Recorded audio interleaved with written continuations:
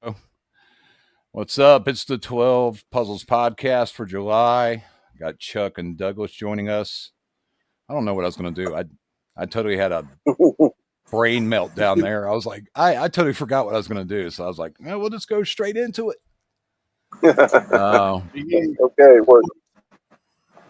But yeah, we're most commonly for this July is going to be the Texas puzzle. Most people think it's Houston. A lot of people think it's somewhere else different. What was that? What was that? Nothing happened. Okay. I got some kind of alarm going off in my headset. I'm like, please, God, don't. I heard it. I don't know what it was. Oh, did you hear it? Yeah, I heard it. Sounds like some panic button or something like that. I'm like, uh-oh. Yeah, we had storms rolling through here in Jacksonville today, so I was like, oh God, don't mess with the Wi-Fi, please. All right, so we're gonna start by Mark is gonna join us later. But okay. We're gonna go back a month to San Francisco, and it's something we planned on doing. And as you actually go through the secret book, where you come across the story, if you read it front to back, you'll come across the stories, which later on you figure out basically give you the start. So I thought this was interesting because I never actually broke down, these actual stories. And you'll see, of course, for, California, you're in the book in order. You have the West Coast, page 64. I can't even remember. Is that Mirachama 129? And the Werner von Brownie. Why? Because these three stories mention California. So, in my opinion, this is how it goes. So you start the book with the West Coast, page 64, and you come across keywords in this story. Like, here's just a few: Cola Vista, a person named Ken Kersey, Oregon, Vancouver, Catalina, gold, earthquake, surf. You can see how you can connect all these clues to California, right? So if you actually break them down, Cola Vista is 8.5 miles south of San Diego. This is giving you a location in California. Ken Kersey, who died in 2001, was a cattle rancher in Oregon. He was imprisoned in 1965 for weed and faking his own death. His ranch, which is in Pleasant Hill, Oregon. Ken was also a poet and author, which we know a lot of those are contained within the secret book. One Flew Over the Cuckoo's Nest, 1962. Notion, 1964. He worked I think in his early days, he worked at the Menlo, M-E-N-L-O Park Veterans Hospital. This influenced One Flew Over the Cuckoo's Nest. He also lived in North Beach neighborhood of San Francisco, California. So when you do enough research on Ken Kersey, even though the book says Oregon and a ranch, you realize this guy has his own Wikipedia page. He's probably somebody you could have looked up at the library. And what you're looking for is, does he really have a connection to the two cities that are basically alluded to in The Secret, which is L.A. and L.A. a lot more than San Francisco, and there's a reason behind that, because San Francisco is the city you really need. So the North Beach neighborhood he lived in, which is between Fisherman's Wharf and Chinatown, which we have imagery of both those locations in the book. His group, Merry Prankster event of acid tests at venues of the Fillmore, Longshoremen's Hall, and the Winterland Ballroom in San Francisco, which was demolished in 1985. He had this group called the Merry Pranksters, and this had to do with drugs and all that other stuff. But you do have a lot of stuff. Fox executive is mentioned. Of course, that's going to be allusion to L.A. So what you're doing is is very similar to what I started doing was going through. You may have highlighted the words or underlined the words, and then you try to make connections to other parts of the puzzle. That's where you started. Yeah. And as you keep going, it gives you a whole bunch of cities. Like I got a whole laundry list here, like moons in the painting history, smog, L.A., Disneyland, L.A., movie moguls, L.A. It mentions Okies. Okies are natives of Oklahoma that made that immigration west to California for the gold rush or whatever. But there's also the Okies Model T, 1920s, 1930s. This is the Dust Bowl area. This was the primary car that Okies from Oklahoma used to make that migration west. And that was the 30s. The 30s, right? Yeah. This is all connected to the word Okies, O-K-I-E. It was just like a nickname for them. They used the Model T because it had a simple design and it was easy to repair. And this was a long journey over basically trails. Unimproved roads. Route 66. Most Okies headed to L.A. Using Route 66. The Oklahoma Historical Society, if you want to look it up, it's called Okie Migration. And they went because of the demand for labor in California. And this gives you all these clues are like LA, LA, LA. But, you're there, but there's always going to be more in the book. We know Disneyland, Disney World, Florida, Disneyland, California. And as you continue in the clues of the stories and the connecting stories that are listed in some of the stories as you read, it'll mention another story, the secret book. When you look in the back, you'll go, well, this doesn't say California. This is a different immigration. Well, you're going to go to that story anyway because it's mentioned because there's some clue to California in there. So as you just keep going down the list, and that's your first 3 stories that are mentioned for Texas. And all you have to do is basically research these keywords. There's nothing easy about it. And, you have 3 stories in the book that mention Texas, and then you just look in there for clues to anything and everything in the rest of the book that would connect those keywords you find in other stories. It's like, with John Collins Black and There's Treasure Out There, he released, I guess he's getting a lot of, it's a newer treasure hunt book. He said, read the book and then go back and read it again because you missed something. Yep. The secret, it's no different. This is why people are so totally confused when they read this. And it's 3 stories, just a few of the keywords and all that came out of it. I mean, you could sit in the library. Could you sit in the library and do that research? Yeah. Hey, you got a book on Ken Kersey? Yeah. If you didn't know who he was. But it's all allusion to history. It's a lot easier for people that just started a book. It's a lot easier if you already have a vast knowledge of history. And I mean, some of this history is not even in. A lot of this history is about famous people that you go, oh, I knew this about Ben Franklin or George Washington, but I didn't know he did that too. Byron he did that too a lot in this book, and that's what people need to understand. He used some of the common knowledge, like in Charleston when he says chops down a cherry tree, that's allusion to George Washington. But there's a lot more stuff that George Washington did, and when you actually read, it's almost like when it comes to the people, the secret, you need to get a book on their biography. So you could see everything they did and everything they were involved with, But like for the San Francisco story, he uses Ken Kersey, and that was at the end of his life where he was the cattle ranch in Oregon. Makes you think, hey, let me go look in Oregon because it also mentions Vancouver, Canada, Catalina Island. A lot of little keywords in there, but then when you look at Ken Kersey's life, you go, man, he did have a lot of history in L.A. No, San Francisco. So with everything in here that's so obvious that it's L.A., like smog references, movies, movie moguls, Disneyland, the Okies, a lot of that was also gold rush stuff, but mostly it was labor. And the Great Depression, the Dust Bowl, the no jobs, no money. A lot of people packed up from Oklahoma and went out west, Yeah.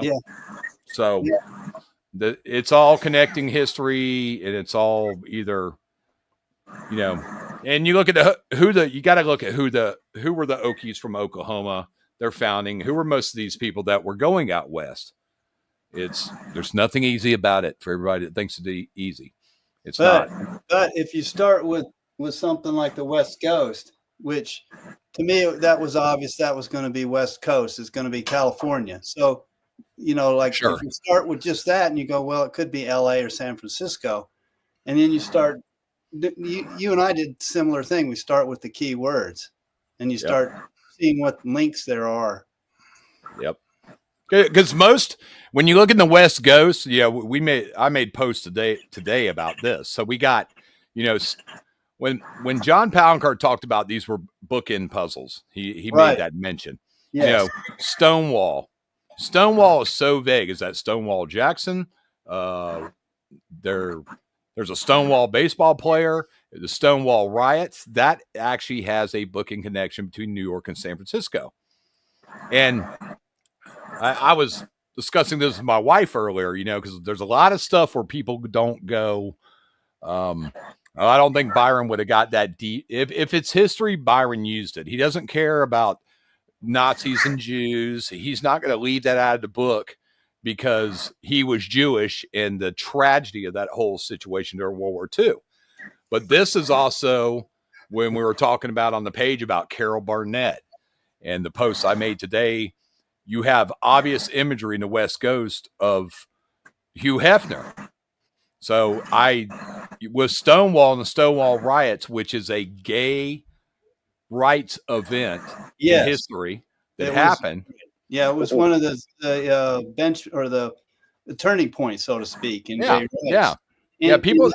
That brings up an important point because I think when somebody says bookends, like Palancar or somebody else, I think that could mean more than one thing. If you look at the arches, on the art, and you look at the East Coast, and the West Coast, there's like three different there's three meanings there, and they're all bookends. Yeah, and if you get a particular book, this is what the shape is. Not exactly like the Secret Book, but going up and arching over the top, it looks like the end of a book. And not only that, the first puzzle is San Francisco, I think, and the last is New York or whatever. I might have that reversed, but and if you look at the you're right. You're right. Puzzle number 1 and puzzle number 12, they're bookends. San Francisco's at the front of the puzzles in the book, and New York's at the back. Yeah. And you also got that shape in the Cleveland painting. So I think sometimes there's, you see one term and it'll have multiple meanings. And I think that's what's really confusing. Well, if you really look, the shape of the San Francisco painting, that arch, you also see it. I don't know if it's relevant. So it's in the window right here. It's in the shoes right here. If you really look at the puzzles, there it is right there. There it is on the fence right there, the big arch that's over the fence that was really there. So you're getting these. I got it right there too. Yeah, it's in the New Orleans. That's looking out the window of Coit Tower. I'm sorry, I just kind of decided to put that. I don't see it in the St. Augustine. I really don't see it in the Houston, the Montreal, Milwaukee, or the Boston. But I mean, the arches are there, but we know geometry's got a lot to do with the book and stuff like that. So yeah. But we made this post about Hugh Hefner, Carol Barnett, and also the Iowa with the soap history. Because it mentions soap in there. One of the first, if I read it, said one of the history is not really exact on it, but they said one of the first, if not the first soap manufacturer actually was in Iowa, but the word scrub, it's scrububus. Scrub was actually a part of that history of someone being not clean because of their sexual orientation, scrubbing them clean. You know, this illusion is crazy, but what it does with Hugh Hefner and everything is tells you that to solving the puzzle, because this is so well hidden, there's some kind of gay feature, something gay going on there. I mean, it is San Francisco, New York, and these were the two big hubs of that. Even today, off topic, even today. Mark is ready. Yeah, I know. I know. I hear him. He's sitting there sweating bullets. Yeah, he is. Hey, Mark, we're already live. Sorry, I'm just sitting here with JJP, and we were just talking about a couple things. I got a little distracted. Sorry. That's all right. Nice background. What's up, gents?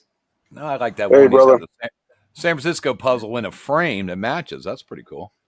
Hey, Douglas, I didn't know you had had the long hair, had the headbanger action going on there. Oh, yeah, hell yeah. Wow. So Metallica just played here in Denver. Posers. Is I'm that only a kidding. band of yours, Metallica? I like, who doesn't like Metallica? You know what I mean? But I do. I like Whiskey in a Jar. I was listening to that earlier. now after chemo, after the several times having cancer, you know you're gonna have to take my hair. You know what I mean? My hair fell out so many times. I'm just keeping it long.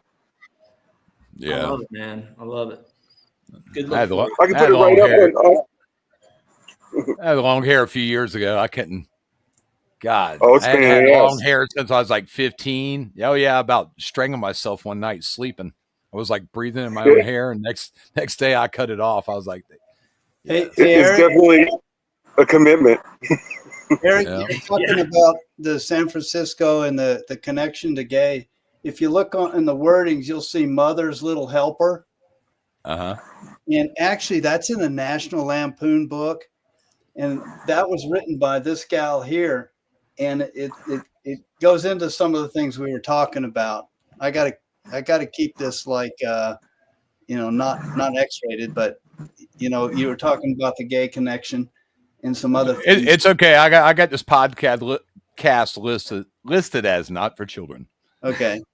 But There you go. But it's in the book. If anybody complains, which has happened a lot on this podcast, especially when we get talking about slavery and stuff. I'm like, this is a historical treasure hunt, and then they're like, okay, yeah, but you see right here, it says Mother's Little Helper, and the connection is to this right here, which is connected to San Francisco and the whole the gay thing going on back then.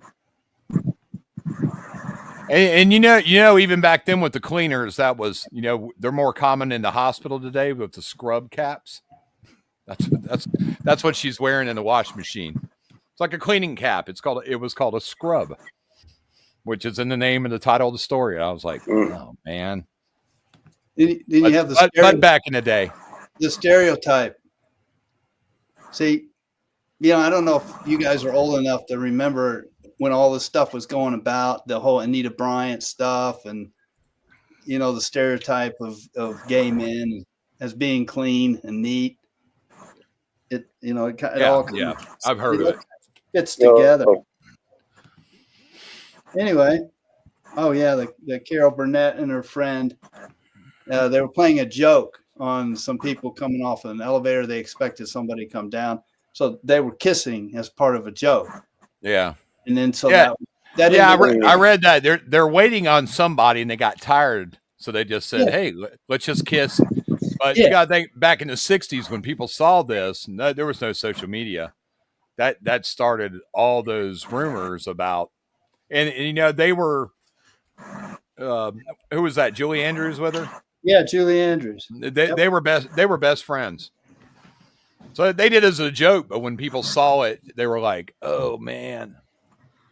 So you want to make an appearance? Yeah. My daughter just wants to make an appearance. Hello. Now go clean your room. Yeah, later Chuck will give us the weather. Oh, you cut off. I censored because she was coming into the room.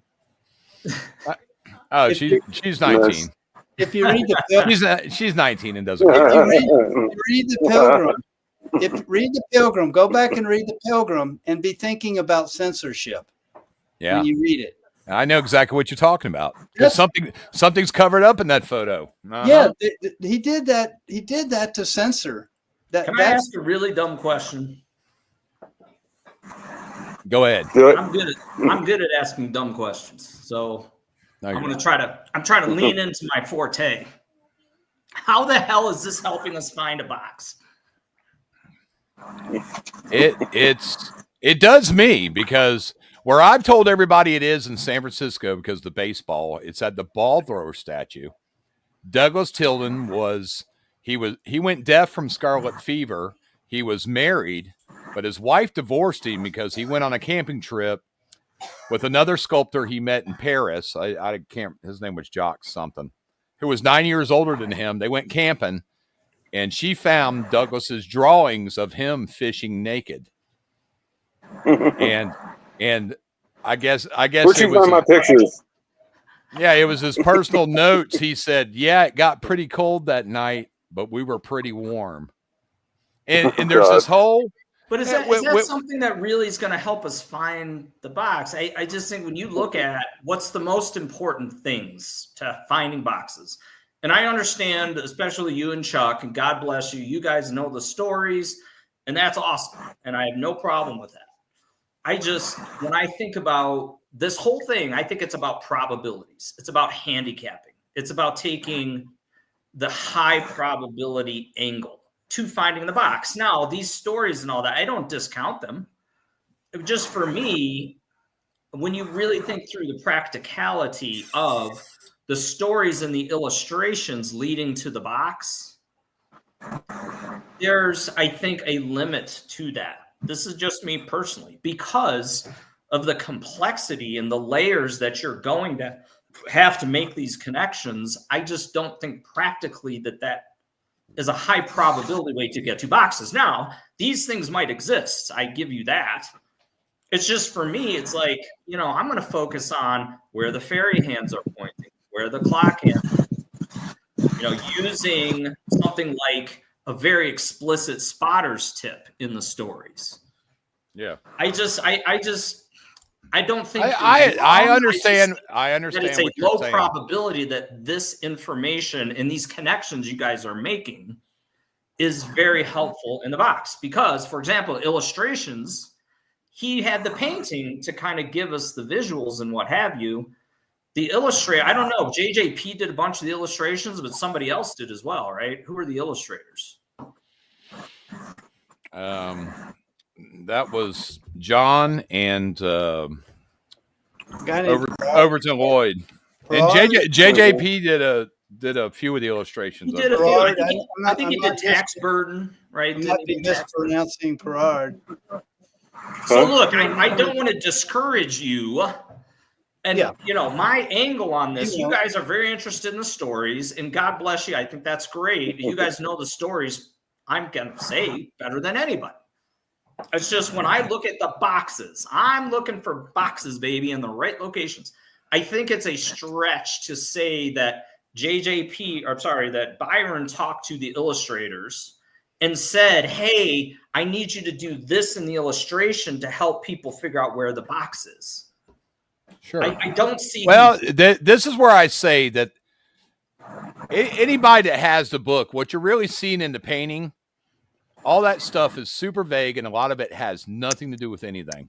But you don't look at, what I'll tell you. You look at the Texas puzzle, which we're on now. I disagree with you. Nothing there says Civil War, even though it is. I know it is, according to the book. Baseball is San Francisco. When you look at the painting, you don't see it. What you see is a lot of history of baseball. The Chinese is relevant because of the start of team sports. But what we're talking about is the illustrations and the back of the book. But you think that this is a coincidence? Yes. Okay. Well, these are what's called confirmers. But let's reverse engineer it. How would Byron have spoken to the illustrators? Okay. and right. informed You want them, me to do it? hey, I want you to you do it. to. I'll do it right now. You take an right. illustrator. Give me Take a an illustrator, because I've done Give me this. a tub with 6 people in it. Hang on one second. Give me a 3 and a 5. Give me a crystal ball or something down here. Some smoke going up to, Spectre or whoever you want to call the guy up above. How hard would it be for an artist to crank that out? So what would Byron say to him in order? He would say, hey, I want you to represent this or that. 10 seconds to say all that, maybe. That's not hard to do. Mark. Okay, so then he's got to get the illustration back to say, no, right. That's not exactly what I wanted. And right. He's an editor. That's what editors do. My daughter was an editor. I know exactly. But this was 1980, Chuck. You couldn't just, send something in an email or whatever. You had to. How would Byron? If Byron's bearing boxes in San Francisco, how is he going to be able to see the illustrations from somebody who's working, let's say, in New York City? I just looked this up. Listen to this real quick. So it's impractical. I know, but the image Chuck has up right now. Listen to this. I just searched. What does a crystal ball have to do with being gay, homosexuality? So crystal Beja and the ball culture, and this is a direct reference to a crystal ball, played a pivotal role in the evolution of ball culture in the late 1960s and early 70s, and it was tied to racism, discrimination, because either the color of your skin, drag queen competitions that favored white performers. How is this helping me get to the box? Okay. Well, I'll explain to you my end from my solve. So Douglas Tilden, the sculptor, just like Hugh Hefner, just like Carol Burnett, there was rumors that they were secretly gay. And this would have been the case in 82. Are you saying that the San Francisco box is gay? Has that been proven? The sculptor that made it. Now, Douglas Tilden today. Is there a phallic symbol in there somewhere? He worked in Berkeley. And if you look him up, Doug, he has like one where there's a football player and he's wearing tight shorts. He's got no shirt on. It's kind of like the concept of the gay people, like even today, if you go to Logo, there are shows on like Three's Company. But how is this helping us get to the box? It's the entire concept. So Byron says, "Hey, there's San Francisco. There's a lot of gay people running around. I want to center this story on gay baseball." No, at the end, he does, because of the gay connection to the sculptor that created the ball player statue in Golden Gate. That's a baseball player. Part of his legacy is that people, and based on his notes, he was bisexual. That's what Byron wanted you to know. Help me get to that gives a gay connection to him. It's just like how John Ritter, Jack Tripper on Three's Company, that shows on Logo because Jack Tripper was pretending to be gay so he could get girls when he really was hetero. I just don't see how this helps me get to the box. Well, I have it a little bit. Three's Company. It's a confirmer. That's all it is. When you look at Doug, if I go, okay, baseball leads to the oldest statue in Golden Gate Park. It's by the Flower Conservatory. Hang on. Let me finish. We've got the longitude latitude to tell San Francisco. What more do we need? Yeah, but it's by the Flower Conservatory, the rose, everything else. But when you look at who manufactures, because sculptors, poets, presidents, these are all topics of The Secret. So when you start looking in Douglas Tilden and say you already found all the gay connections, you go, was Douglas Tilden gay? It's a confirmer. Yeah, he was. So was Hugh Hefner. Hugh Hefner admitted he was bisexual and at one time in a relationship with a man. Carol Burnett kissed Julie Andrews. So everybody back in the 60s said, oh my God, she's married. Is she really bisexual or lesbian? Just help me get to the box. Okay, well, let me give you it confirms. It confirms the longitude latitude confirms that. Because he's awesome. The stone right have a direct connection. I think this just gets very far away from immigration. Right. Well, and things that make San the part in her hair are the two roads that. Since you don't like that theory, let me get you another theory that might help you out, Mark. Okay, I Help me out, do what? These drawings here get you to the box. All right, let Chuck go. They get you Go, Chuck. to the box. These are localization. What do you think this woman is doing? Okay, time out. From a water fountain. Grant me this for 1 second. How would Byron, Mark? How would Byron have communicated this to the illustrator? This guy is telling you. He's telling you something. You just think these are just stupid cartoons in the back. No, I never said that. Well, what do you think? Can you explain them? Yes, let's do this. You're Byron, and I'm the illustrator. And I say, yes, sir. We went through this drill. I would say, yes, sir. What would you like me to do? And Byron says, what to him? Does he send him pictures? What does he do? Here you go, Mark. He's telling you to draw this art. And why is he telling you to draw this art? So what would you tell me as the illustrator? Well, how would you communicate this to the illustrator? You're Byron. He's showing you and telling you a giant step.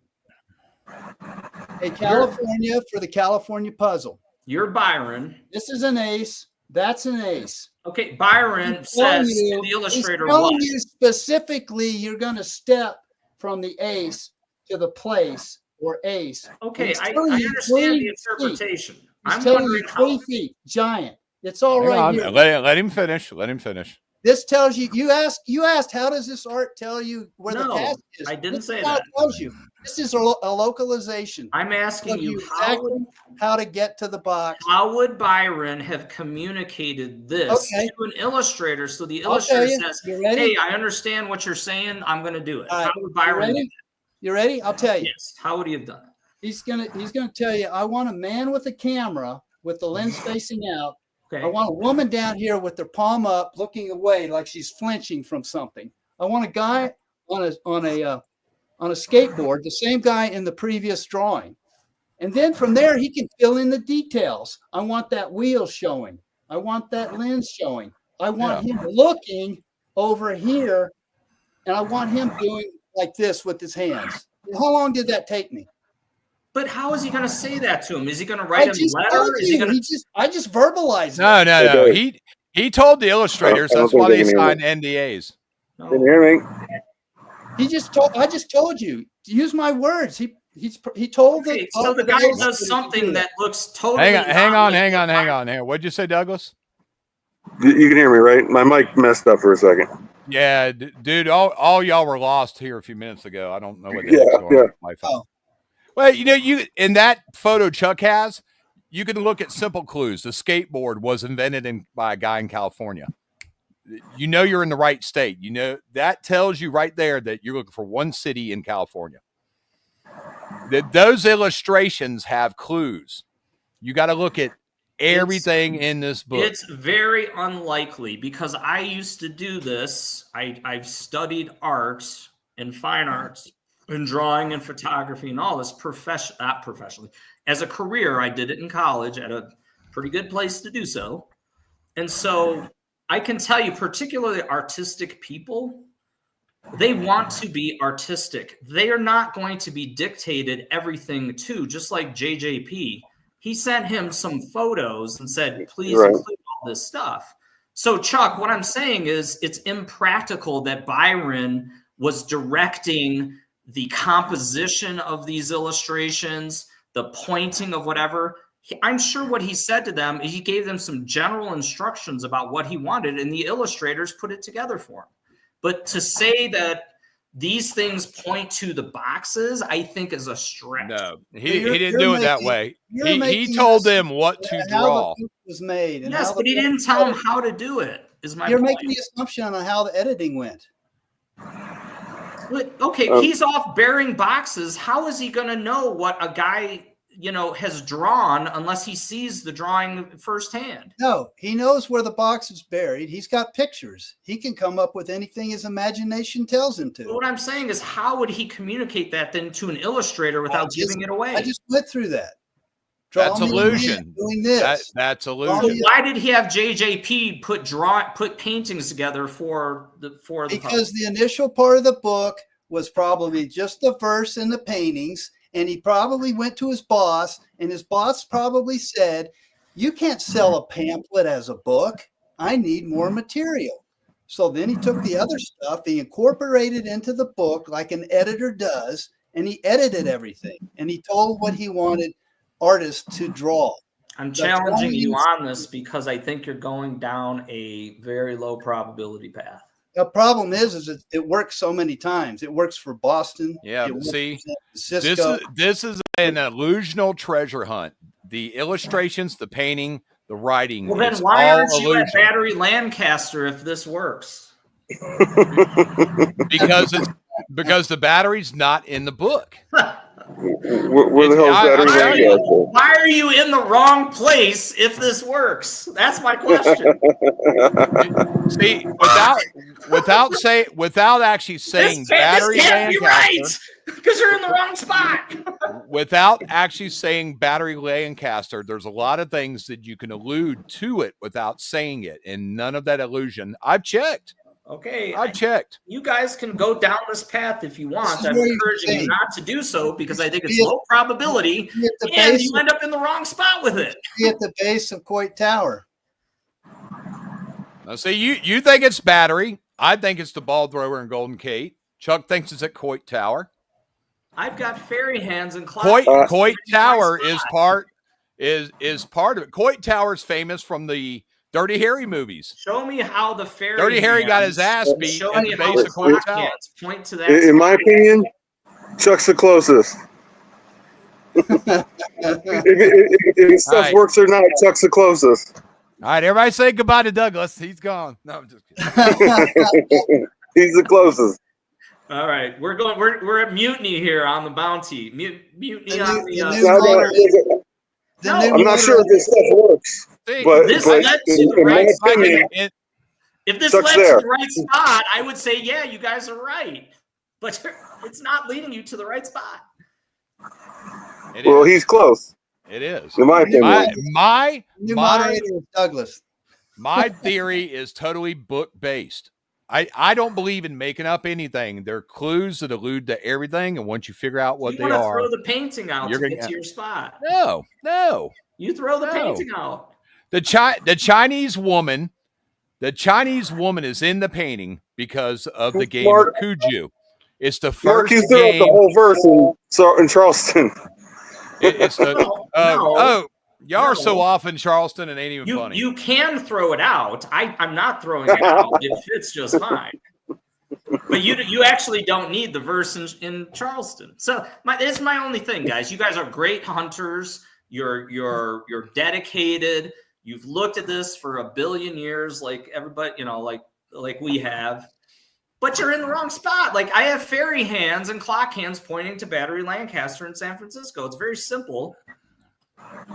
The only time overlay on two of the completed puzzles is just for the park.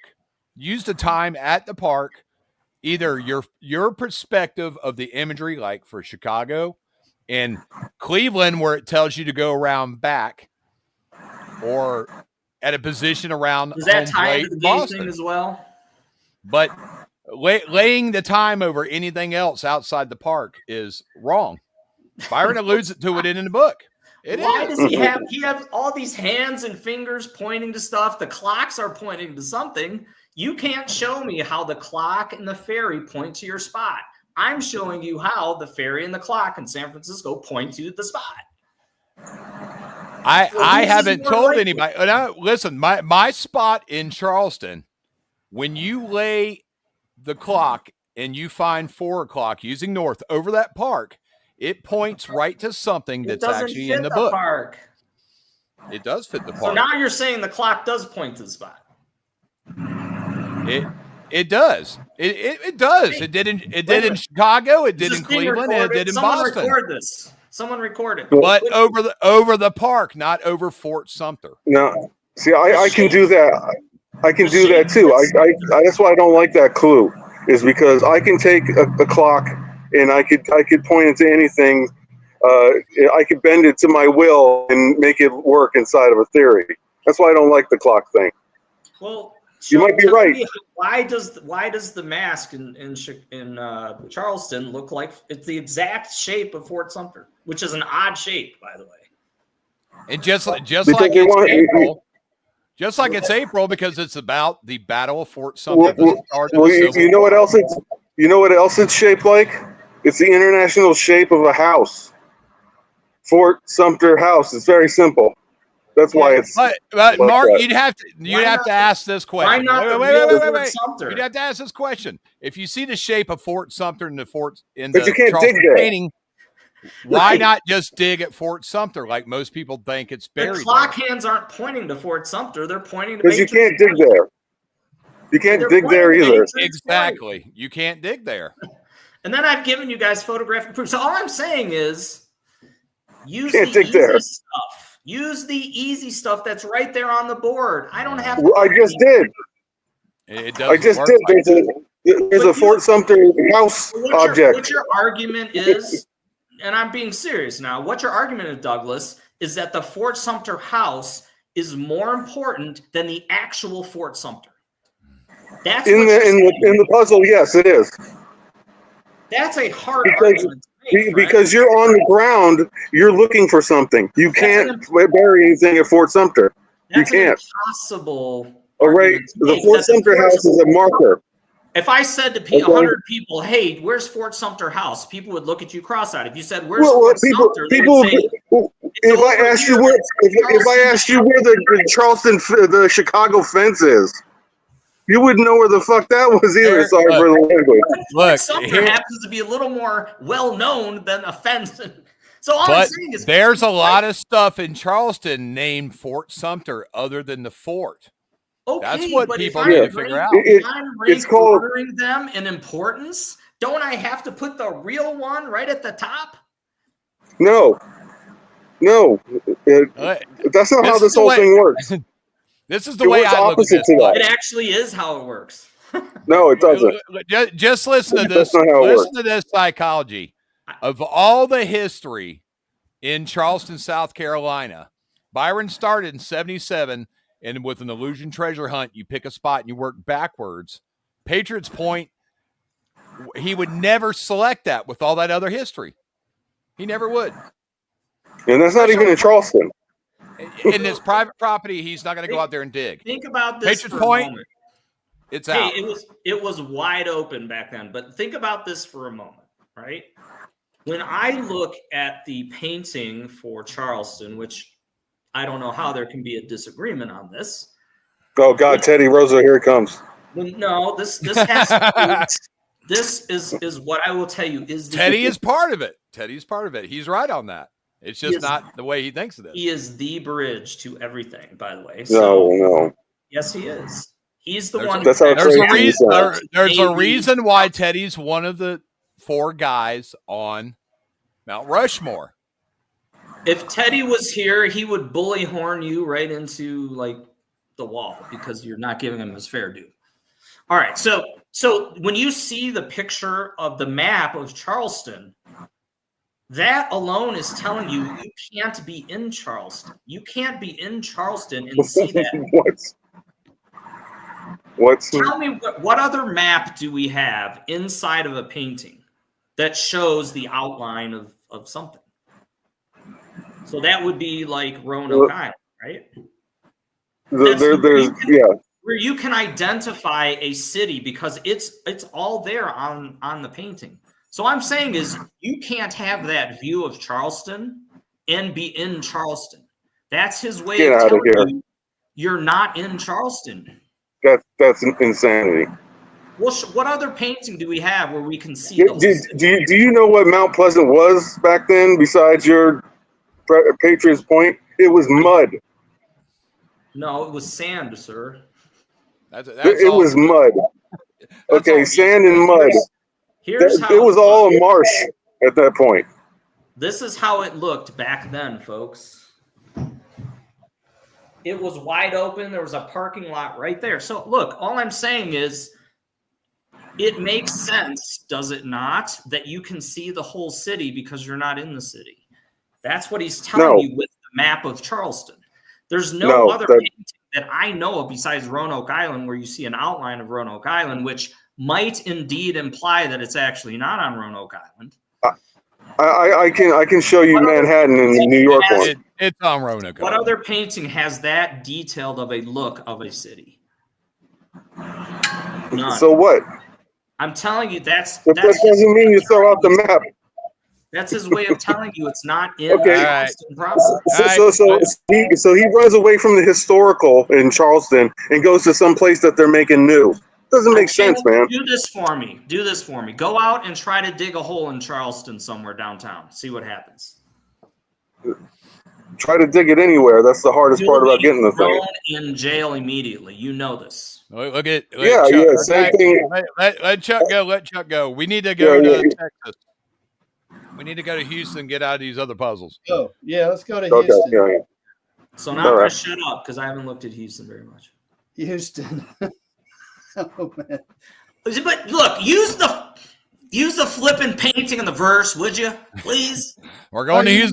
You don't want to use instead of Gay Three's Company reruns or something. Like Gay Three Company reruns is not going to. Hey, let me check. Is there a Battery Lancaster in Houston? Nope. There we go. We can all agree on what this is, right? Hey, Eric. I can put once again. You got a painting that it has a lot of illusion imagery in it. And, yes. In my opinion, what it's really about is this is the sister painting to Chicago. Hey, Eric, can you show what I've got there? That's a little better than. There you go. Yeah, I'm gonna have to see. No, we ain't gonna be able to do that. Why not? I'm having Wi-Fi problems. It worked. I had to pause and go tell my daughter to get off the internet. I said, get off. She plays games and it starts sucking the Wi-Fi, and all you guys disappeared. I had working little. I was like, oh my God. Then I disappeared. And she said she wasn't on it, but she was. She said, I didn't do that. No, I mean, I would rather just have a discussion. I can't. I could have up to 6 screens on here, but StreamYard's lying. Herman Park. Does everybody agree that that knows about Houston, that Herman Park is the place? No, it's not. No, I know about it, but it's not the park. Definitely not. Oh my God! Yeah, don't agree, huh? Yeah, that's right. Don't agree. Y'all are on the list. Yeah, it's Herman Park. I'll tell you what. You better see at Herman Park, and maybe you do. You better see what's in the painting in terms of the background there. You better see that from the right picture. Hey! Yeah. Somebody's got some massive feedback. Who's that? Douglas? I don't know. I got a lawnmower in the other yard. Okay, well, we can all hear that. It was drowning everybody out. Right? So you better not see better not be near city buildings and a bunch of man-made stuff, because in the background of this painting, just like in San Francisco and a bunch of the other ones, and New York, you have to see what's there. Meaning, is it organic? Is it man-made? What about? It looks really organic. You don't put misdirection in there at all in any of your theories. Why? So JJP is going to illustrate something that's not there? I don't see that. No. Yeah, it's called illusion. He's alluding to something else. Well, then how would you know the real spot if he's not going to show it to you in the painting? Because the real spot holds all the characteristics of the spot that he's faking you out with. That's why. No, I don't agree with that. Yeah, there's a lot of just obvious in your face stuff. The desert imagery, that in the painting, that's telling you to look at the Southwest United States. That's where the deserts are. That's all the Persian. Right. The artist of this painting that JJP went after, this is Dolly's painting right here. Dolly is the king of the desert paintings. He's actually got a desert named after him. Yep. Your background should look like what you see in this painting. It looks pretty organic to me. These long columns kind of represent what you would see at an oil refinery. These stacks that they have, but I don't know that. But I'm just saying, like, this is a very yeah. The lower and half, The you got lower three half major looks man-made. The upper half looks rather organic to me. So you better be in an organic spot. That's a good point. These could be like oil refineries, and I think that's what you're looking at. A lot of oil in the sands of Saudi Arabia. Well, yeah, and in Houston, all the refineries that they have. The closest column there is a water tower. Yeah, but I'm talking about the back ones. Yeah, this is talking about is the water column or fountain, right? Yeah, that's the guy. The guy with his arms crossed. That's there's a statue on the ground there. It's a rather organic painting, is my point. There is some man-made sharp curves, and it looks like that exact statue is right across the street from my park. Douglas, are you by a road or is that the lawnmower? That's the fucking lawnmower. That's that lawnmower again. He'll be done in a little bit. You go on mute. Yeah, that thing is so loud. I can't even hear anybody talking when he comes by. What? Yeah. Okay. So for example, desert imagery, the blocks on the street, that's the initial layout of the city of Houston. That's on the first map.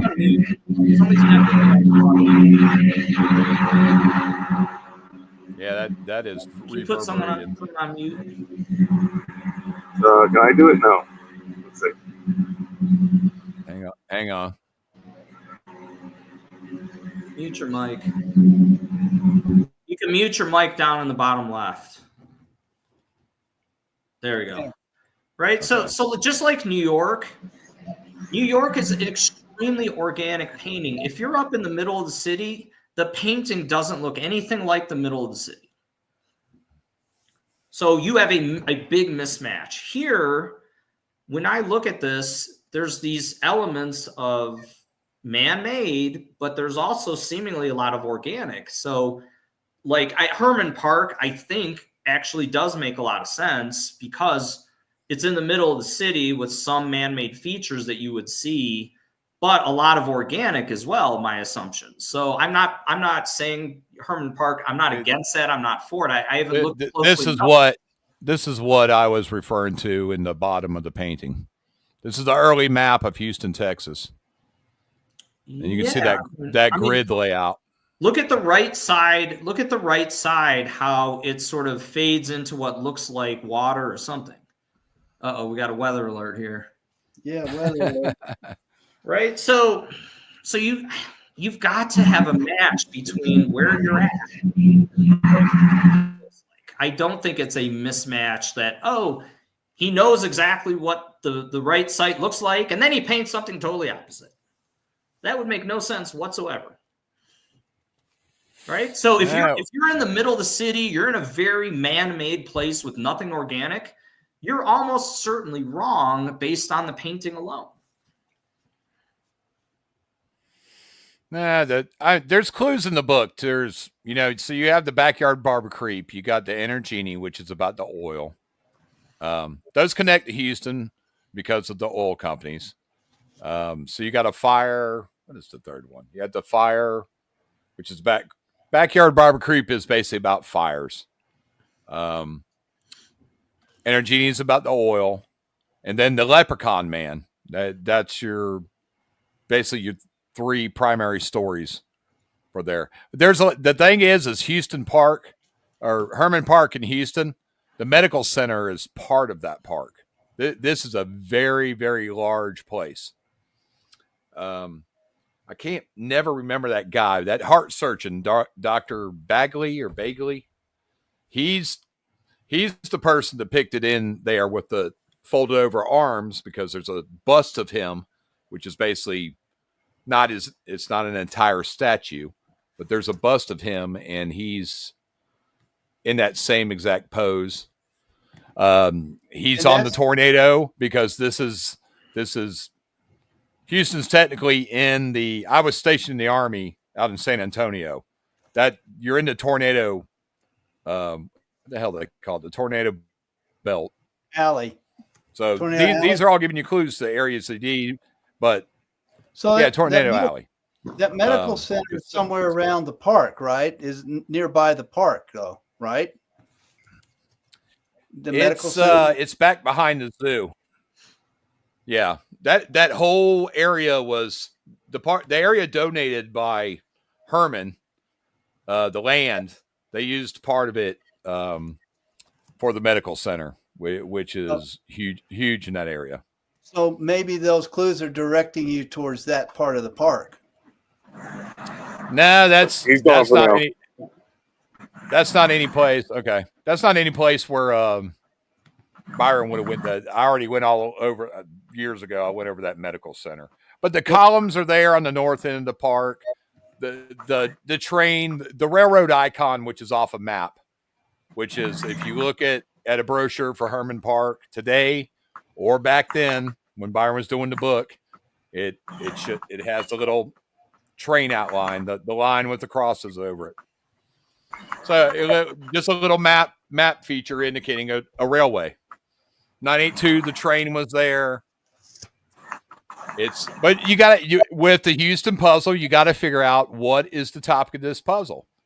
So you have Lincoln and Grant, the Union, the North in Chicago.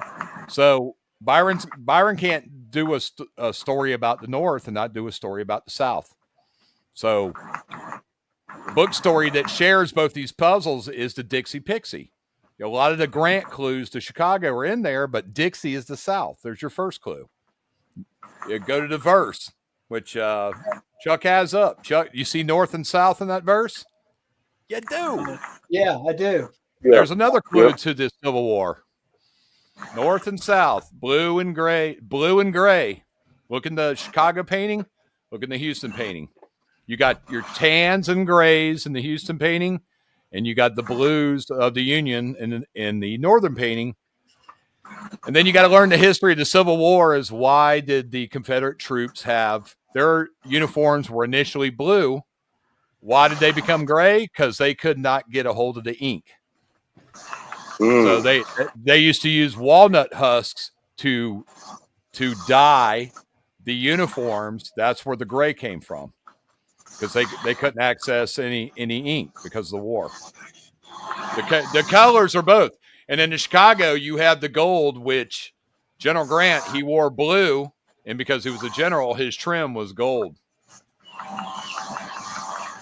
Byron even used colors. He even used the colors. Blue-gray Civil War, and this is just you've got so much. Man, somebody has got. There's something bleeding Douglas over bad. Being bad. No, I don't know what that is. That it's going whoosh whoosh. Hey guys, I'm sorry. I'm going camping tomorrow, and that's why I was late. I'm working on my camper, so I do have to boogie. But one thing I will leave you with on Houston. Go ahead. When you look at the painting, you have to be super curious, okay? And you have to ask why. Okay, for example, the 3 biggest columns in Houston in the painting. The first one, the one's closest to us, the lower part of the column, and I studied art and art history, and I can't remember what this is called, but the base of the column, when you notice the shape of it, it's got 1 ring around the top. If I go to the next largest one, it actually has 2 rings. If I go to the third one with the camel, it's got no rings. And the ones in the background have 0 base, okay? So, and then you've got which is what, something like a lion head or some animal head, it would appear. There's very, very distinct, sections of that column. In the background, it appears there's some, but not much. And then it's completely clean and completely smooth, the one closest to us. So when I'm looking at this painting, I'm trying to figure out, these things he's representing them as columns. But why? Why would this first one be smooth and the next one be extremely modular? And then the third one is almost like a mix. The bases are different. If these were supposed to be like representing real columns, they would look probably very uniform.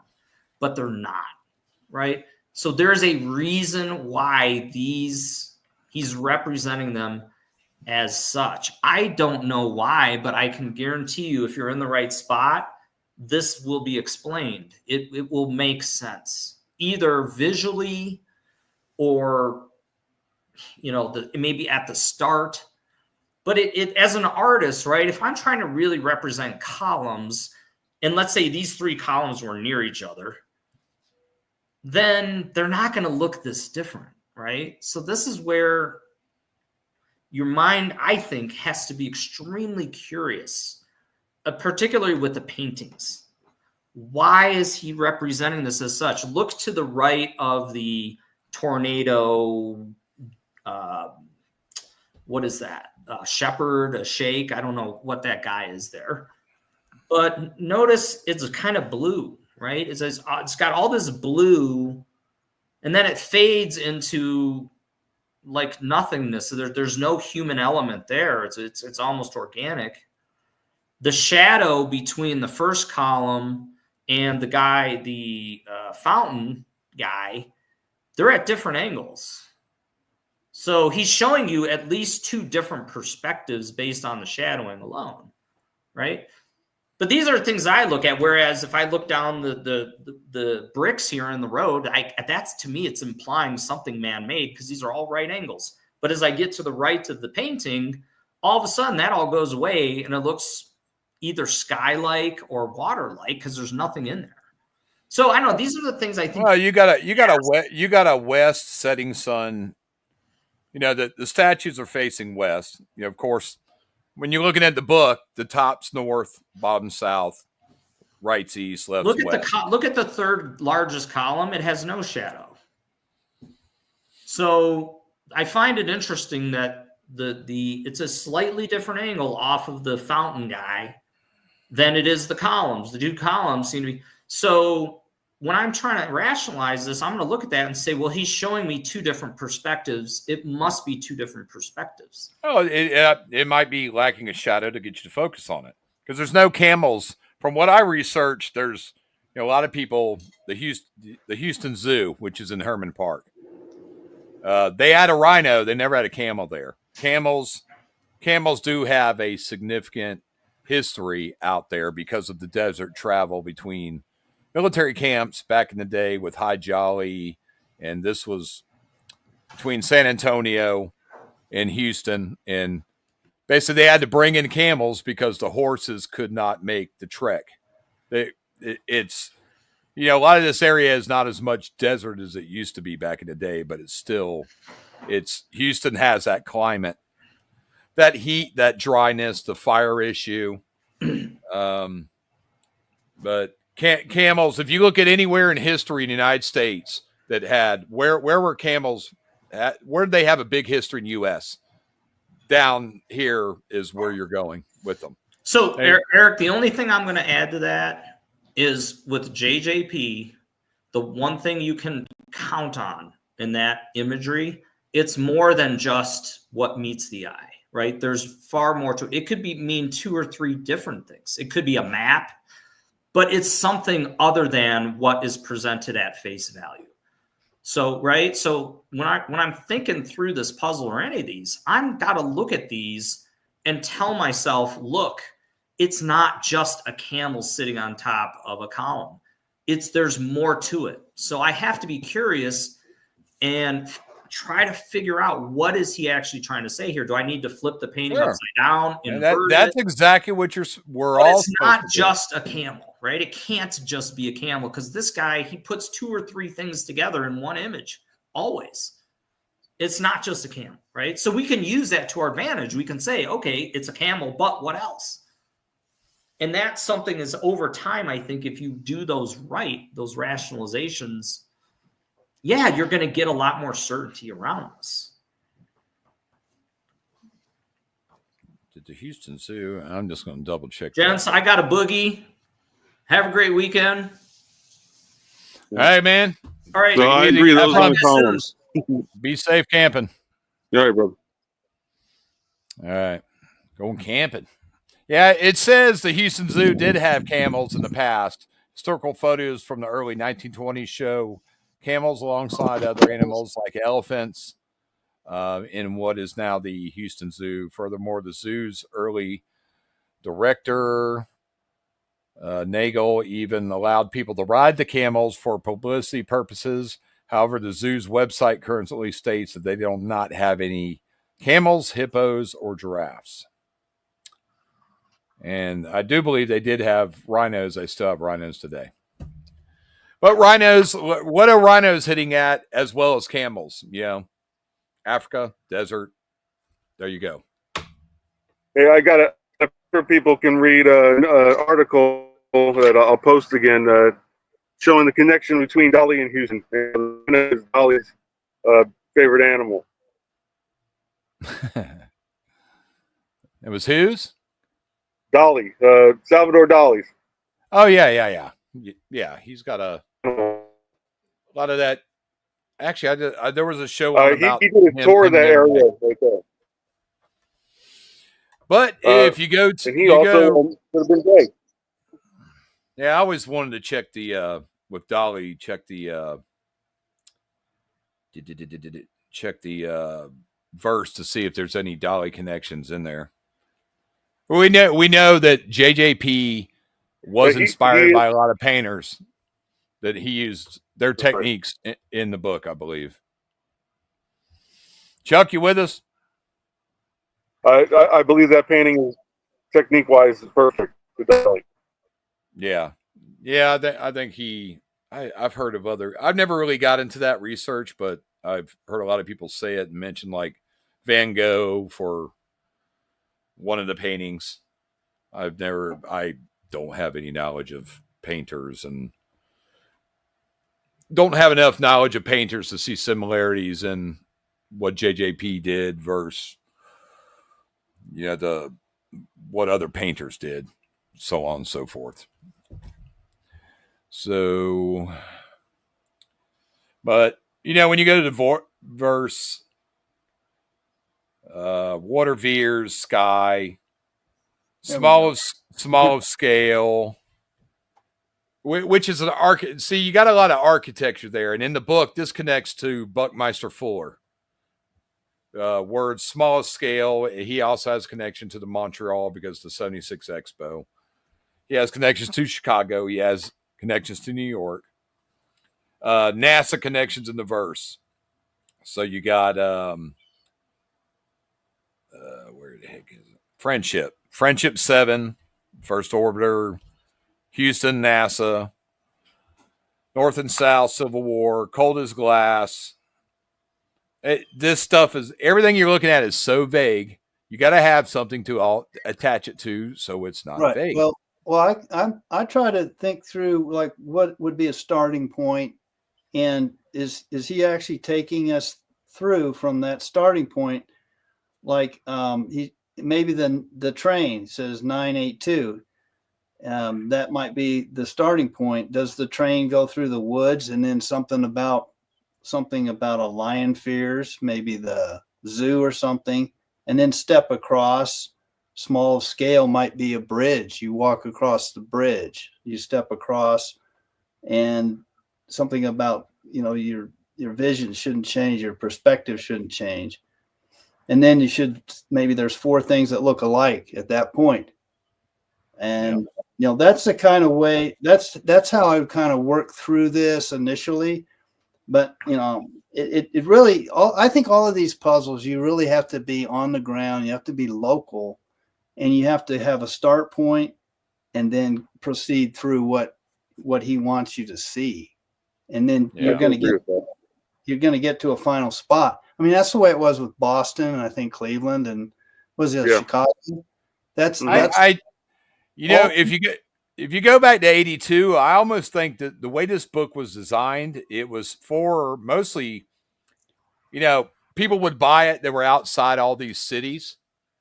But if you go, we can go on Google Earth and we can walk through the park, because somebody did a photosphere and stuff like that. Right, but I think these stories were particularly made for people in these cities that had grown up there. And this is, everything always comes back to Chicago and Rob and his brother It's like they grew up there, so they immediately, hey, I recognize this, just like anybody would in their own city. Yeah. But like you just said about actually being on the ground, you couldn't really do that in '82. You know, you can. Nobody had computers. You'd have to go.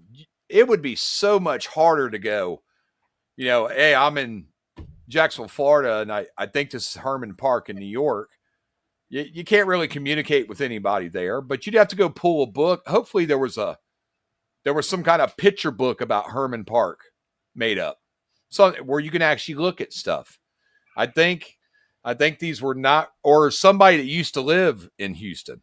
Oh man, I was there a million times. I know exactly what that is, and that is, and that is. Yeah, I agree. Yeah, I think initially it was just the painting and these verses, and that got you pretty close to where you needed to be. And sometimes you can figure a spot from the final words, maybe some wordplay.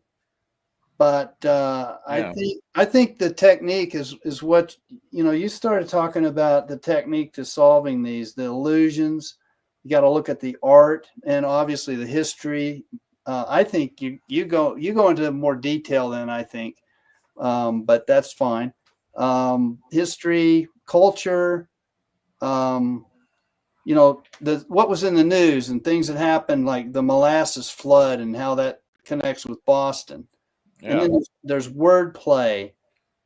That puts you right at Langone Park, and there's a plaque there.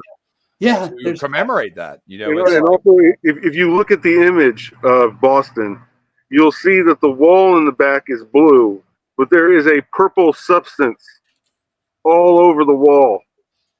That's the allusion to the molasses.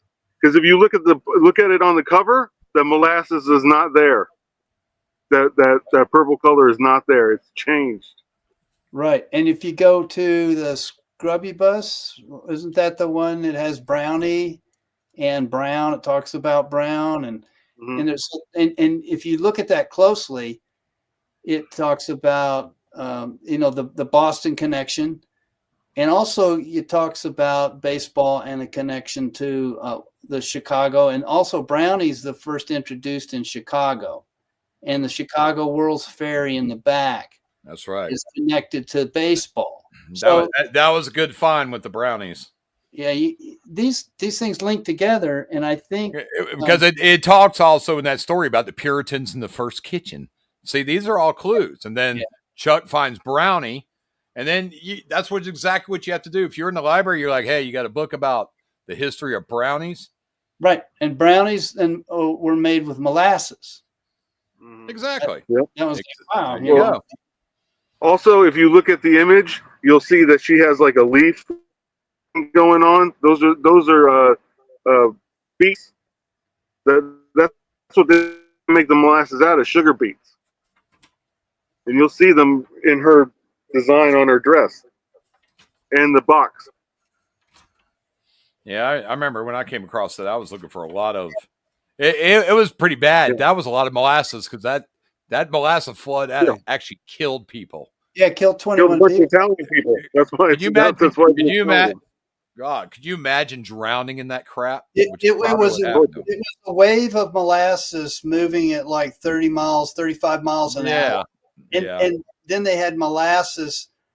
People would get in that and they'd take it. It'd be stuck on the phones and the benches and all throughout the city. Yeah, it was incredible. They actually, if you search Google, they actually have photographs of that event.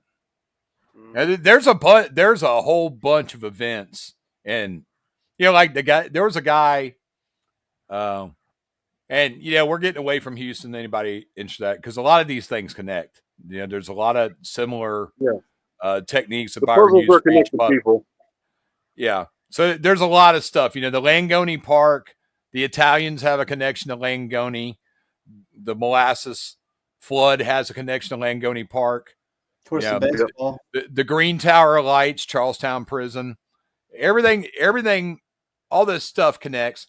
But Boston was always cool. I was talking to somebody about that last night, just to show you a trick Byron uses. So Boston, we know, was the Italian puzzle. The Italians are the treasure holder. But the That's British right. were there before the Italians were.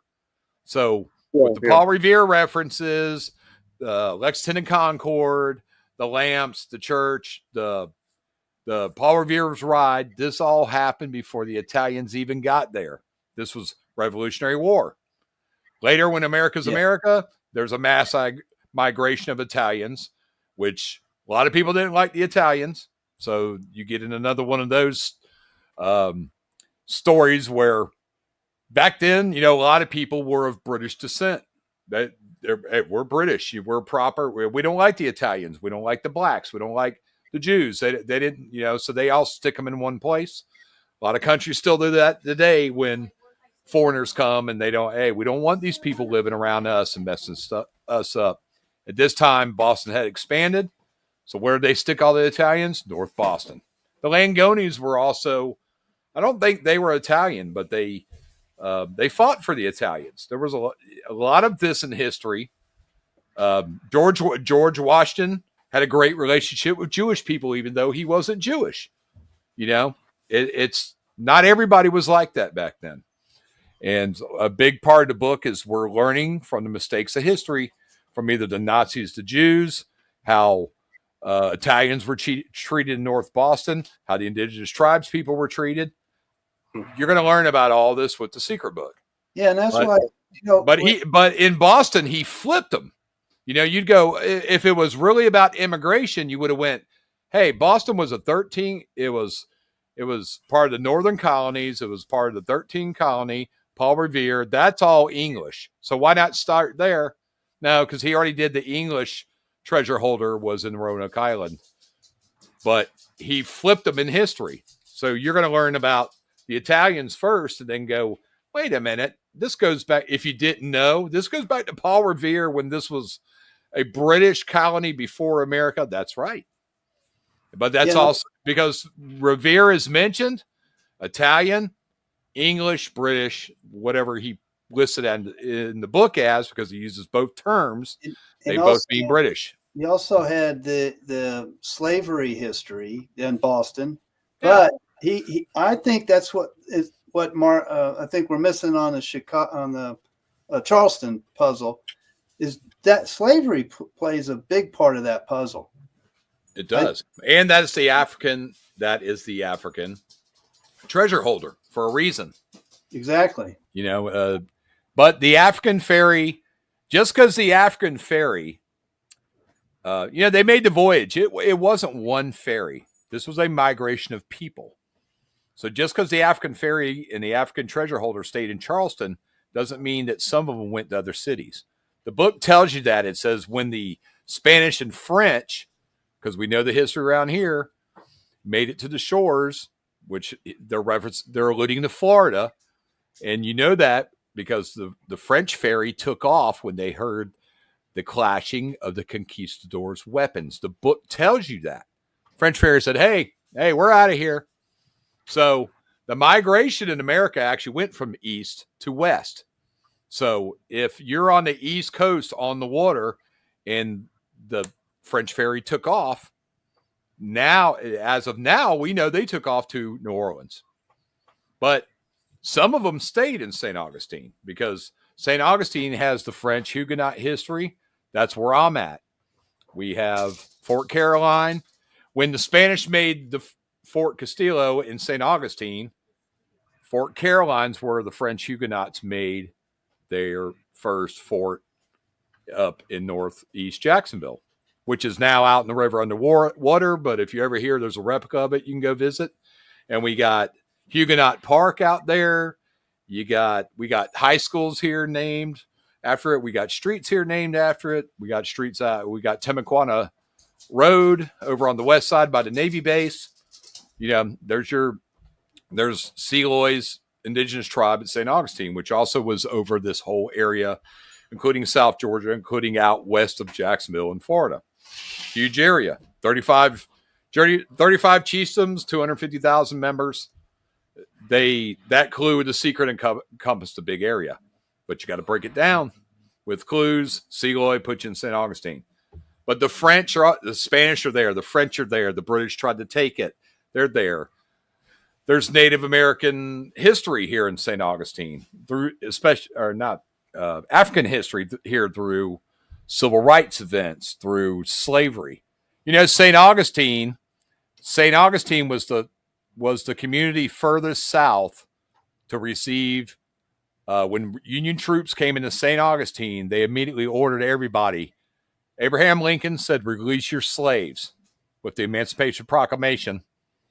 And it was read in St. Augustine, once at the governor's house, which is right off the plaza downtown, and once south of there at this place that was called it was basically a hangout for the black people of the community, but it was read there. It was called something lot. Liberation Lot is what it was called. I researched the heck out of that the other day as a possible another dig spot, but it's like private property, some kind of hotel. It's got a little amphitheater out there, but they actually have a bell out there. And somebody went there and read it and said, "You're all free." And plus the Spanish histories of slavery. Now, this is Civil War with Abraham Lincoln. But when you go back to the Revolutionary War, there was also an Underground Railroad back then. And Charleston was about the south end of the colony. So when slaves got out of there, they came to St. Augustine because the Spanish didn't allow it, and the British weren't going to come down here and get them. So Fort Mose, which I think on a previous podcast, they're actually taking donations. They're going to rebuild that fort the way it was. And this is where when the blacks came down there, the Spanish said, "Hey, we're going to teach you how to farm. Everything else, you're free here. The Spanish don't allow it. No one's going to come here and mess with you." So this is just another Underground Railroad. And even with Houston, a lot of the slaves of the Civil War, they didn't go north to Canada. They went to Mexico. Through Houston, through Texas was a Underground Railroad escape from slavery to go to Mexico, and instead of traversing all the way up the United States. And there's so much, I remember in school, in school we used to talk about the Underground Railroad. I always had this assumption that slaves in the Confederacy were just going to the Union North and they were free. Yeah, no, that's what I thought. Yeah, they were going all the way to Canada. Yeah. And Chicago was one of the last stops. A lot of those places in Ohio, Chicago, those were the last stops before you jumped over to Canada. Because if you were caught in the Union areas, and a lot of history connected to that. The Emancipation Proclamation, Abraham Lincoln is a huge part of multiple. He's part of Houston. He's part of Chicago. He's part of Charleston. He's the basis for Milwaukee. If Mark was still on here, look at the Milwaukee puzzle. It's February because that's Abraham Lincoln's birthday. You don't see him in the painting though. He's in the book, and then everything on there makes sense. A lot of this book has to do with inspiration. There's Charleston. You got 3 guys that are on Mount Rushmore that are all part of that puzzle: Washington, Teddy Roosevelt, Abraham Lincoln. Why in Houston is it saying "in December night"? In December night, looking back from treasure ground, there's the spout. Why does it have to be in December? Or why did that's a part that's why this is my favorite verse, because this is what month is Houston? This month, July. So in December. See, December is also in the Roanoke verse. See, this is where you got to jump back and forth. So is that giving you a clue to another fairy you need? Because we already know you got, in my opinion, you got Irish Scot, you got African, because of Muhammad Ali references. You got the Civil War, and that's always either African or Abraham Lincoln, who's English. So that you also had that in Chicago. So Grant was the Irish Scotman, because you can't be Irish without being Scottish, and vice versa. Lincoln was the British. That's the north of the Civil War. So you have the African of slavery. So that gives you 4. That's 2 pairs right there. You just got to figure out which ones you need. But in the end, Grant Park, and also the fact that if there's a park named after, I don't know if this is true or not because there's no parks around me because there's not a lot of Grant. In the South, there's not a lot of Grant or Abraham Lincoln statues because this is the Confederacy. I figured that out from Charleston. But apparently, if you got two parks, any park named after Grant has a statue of Lincoln in it. Any park named after Abraham Lincoln has a statue of Grant in it.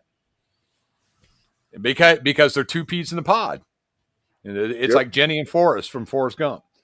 They have this. And, one of the cool things about the history you will read, and a lot of stuff that Byron wants you to learn, is when the Civil War is about to start, Abraham Lincoln, I can't remember who it was. There was another general that was supposed to be in charge, like supreme commander of the Union troops. And I don't remember what his name was, but Lincoln wanted Grant, so he went to Congress, and they had to do something. I think it is either demote this one general or do something to promote Grant, to put him over this guy. So that way Lincoln goes, there's my boy. The drinking, all that. I mean, it's so uncomplex. I wish these people would stop talking about, well, Byron said this is supposed to be easy. It's not. Yeah. It is not. If you know the history and you look at Byron, like I tell everybody, when I was sitting there with this book, just like Josh Gates says, you go crazy. I was like, what is this? Right. I don't get this crap. So I was like, okay, let me research Byron here and see how smart. I was doing that again. He cum laude is, he was top in college. He was a smart guy. He knew books. How hard would he make this? The reason this book has went on for 43 years is because the difficulty level and the amount of history that he put into it. And also, here's something interesting for the podcast. This book was not a failure. I did research the other day, like in 1982, if you were a publisher, how many books do you have to sell for your book to be considered a success? Not a failure was 5,000 copies. 10,000 copy sales of a book was considered successful. And when you got up to like 20,000 to 50,000 copies, you were like a New York Times bestseller list. So the book really wasn't. I think it sold the copies because of the publicity of the Masquerade book by Kit Williams. But when people started reading this, they said they just looked for the nearest trash can. Like, that's because, in my opinion, the back of the book, or I call it the back of the book, that made no sense to them. If you read the first time I read through, I was, what is this gibberish? Exactly. And it listed in the book. It talks about gobbledygook. If you look up the definition, that was intentional. Byron didn't give real instructions on what to do. He didn't tell anybody, hey, this is an illusion treasure hunt. But when that's basically what this book is. Byron said in Chicago, okay, Byron went, I'm going to use Ulysses Grant. This is going to be about the Union and Civil War. I'm going to reference Grant Park in Chicago. And Chicago's the easiest puzzle because, part of this is every other puzzle in the back of the book, Byron gives you the state. Chicago's the only one where it's the Chicago World's Ferry. It's the Chicago American Giant story. He literally says Chicago. And when you listen to Rob's story with his friends and they're going, hey, this is Chicago. And then one guy goes, hey, that's the water tower, but it's been turned into a windmill. And boom, they were gone. And they took that little walking path over there and then they saw it. But L's Lincoln. So Byron goes, okay, I'm going to put this fence in the painting. We're going to bury it right here. And then Byron just walked backwards. And all Lincoln, you come from the fence to the Lincoln statue, which is L. That's going to be in the verse. And walked on, and just imagine you just walk backwards. And that's boom, boom, boom, what he put in the book. He gave them enough clues. They had a starting point and enough clues to get them to where they needed to be. Yeah, exactly. And then there's always more, like, Mark that was on here earlier. Say, I told you guys we're going to play this illusion game, but I was like, we ain't got time for that. But it's if I go, listen, I'm going to give you a story. There's no painting. It's just an illusion story. And you're going to look at the keywords and it's going to say, and this is exactly how the secret works, because people get to one clue and they go, this is where the box needs to be buried.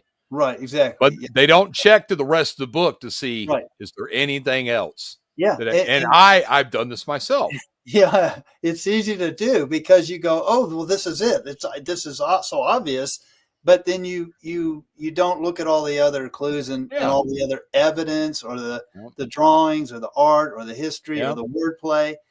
If you can get all that stuff to line up, hey, now you got something. Yeah. But to say that, in the art, this squiggly line looks like this, and you get locked onto that, you're really on thin ice. You can't believe that a tree's a tree, and if he says rock, it's a rock. Or what does rock and roll have to do with anything? But the illusion I came up with, I said, okay, so and I know all y'all would probably, I don't know how much TV you watch, Chuck. I know you're older than us, but I was like, I was going to go, the keywords are, and I give direction. I'll say 1990s West.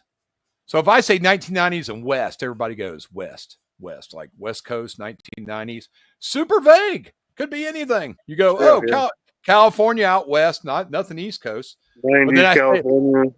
But then I go, then okay, so I'll let y'all play. So then I go West Philly. I go television. I go Africa. So you got Africa, West Philly, television, comedy. So you got to play all those in your head. Yeah, exactly. West Philadelphia. Some TV African. Yeah. The Fresh Prince of Bel-Air. West Philadelphia, born and raised. See? Okay. Now you go, okay. So it's not West Coast, it's West Philly. It's Will Smith. Right. It's Fresh Prince of Bel-Air. He was in West Philly. Then he went out to LA. And I could have used stuff like, Philip Banks was a lawyer, so I could say attorney instead of saying Philip Banks. So everybody goes, okay, it's the Fresh Prince. Where did he live in West Philly? People will start looking there. Other people will go, oh no, he was in Bel Air, California. Let's go to Bel Air, California. Yep, right. Yep. But then they continue to read the story and they go, wait a minute. Now it says Pepsi. Michael Jackson dancing. And at this point you go, okay, these are people. So I'm looking for the thing is the Fresh Prince of Bel Air, Will Smith, Uncle Phil, Will Smith, of course, played Will on the show. Now you're like, so you get to one spot and like The Secret, you check the other stories and you go, wait a minute. Now I got Pepsi and Michael Jackson. Now this has a connection to the commercial. Fresh Prince of Bel Air, but you got to figure out where Michael burned his hair off. Was that Pepsi commercial? Yeah. Okay. Well, what does that have to do with the Fresh Prince? There's a person you're looking for. I mean, they're both entertainers.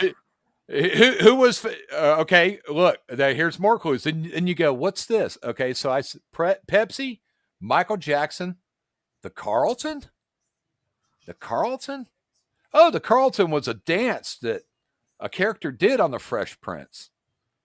But he also did a Pepsi commercial with Michael Jackson. Pepsi commercial, yeah. So Roberto Ribeiro, the actor that played Carlton on the show. See, it's something else he did outside the Fresh Prince. And then you go, that's who I'm really looking for. Not Will Smith, not Uncle Phil, not Philip Banks, not the TV show. A character on the TV show and something else he did. That is a lot. That's exactly how the illusion works. Right. It's just like when you found Carol Burnett and then you looked at the show and what she did, and that she was an ally for gay rights at the time. Yeah. And then you start looking at all that stuff like Anita. Exactly. What Byron's telling you is, what does Iowa have to do with Carol Burnett to have to do with cleaning products? We talked about that earlier. Iowa, the thing, I can't remember who the brothers were, but eventually, they've all been bought out, and now one company owns them all. But she did a TV show, but it's like, what else did Carol Burnett do? She was one. Her and Hugh Hefner were two of the earliest celebrities that supported with LGBTQ rights. Yeah, she had. I mean, in the 50s. Yeah. I'll tell you something crazy I read. Playboy magazine did a science fiction story by this writer in their magazine in 1956. And it was about a world where everybody was homosexual and the straight people were hiding. This 1956.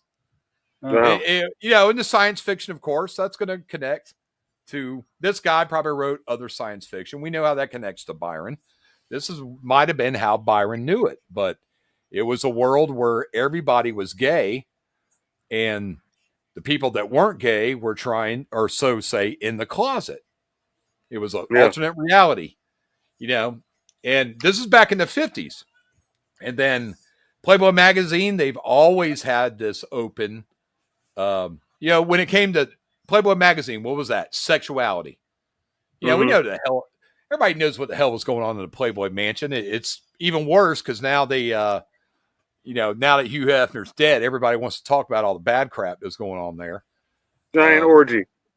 Yeah, exactly. Hot tub imagery of, men and women all in a hot tub.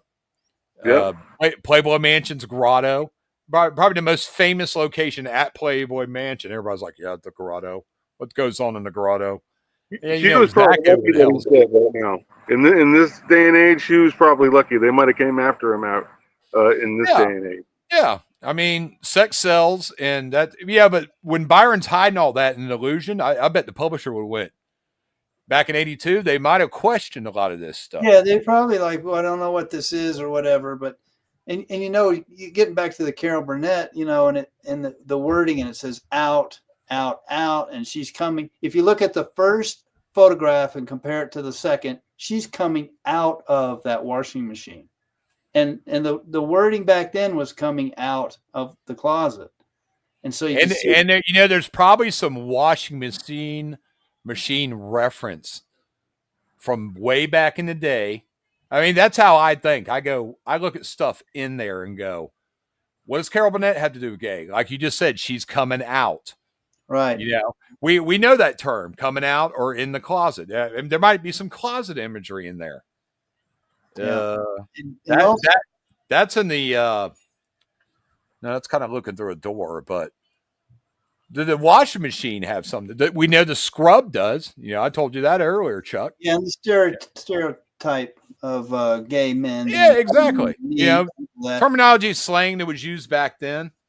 And the other thing is, if you look at a lot of, I'm going to say a lot, if you look at some of the photographs, and Ben Asen has given us, very nice. He's posted what some of the original photographs look like, and you compare those photographs to the ones in the book, you'll see that there's been some alterations. And some people will say, well, they didn't have Photoshop back then. Well, they had something called whiteout, and you see whiteout actually talked about in the book under is it glitches or typographical errors. They also had like black markers. They had different ways to color and to shade something so that you get a certain effect on that photograph that means something. And it's like I was just sitting there. It just popped in my head a second ago. Like, Perrier Waters listen there. That's French. We know a lot about, and that's a California puzzle. And look at the bottle. It's a giant bottle. Or the leather jacket clad men. Yep. With the wings on the back that are black. if you see giants like a giant column or a giant Perrier bottle or a quote just a giant, you need to start thinking about San Francisco and New York and also shadows and shapeshifters. Okay, look at this.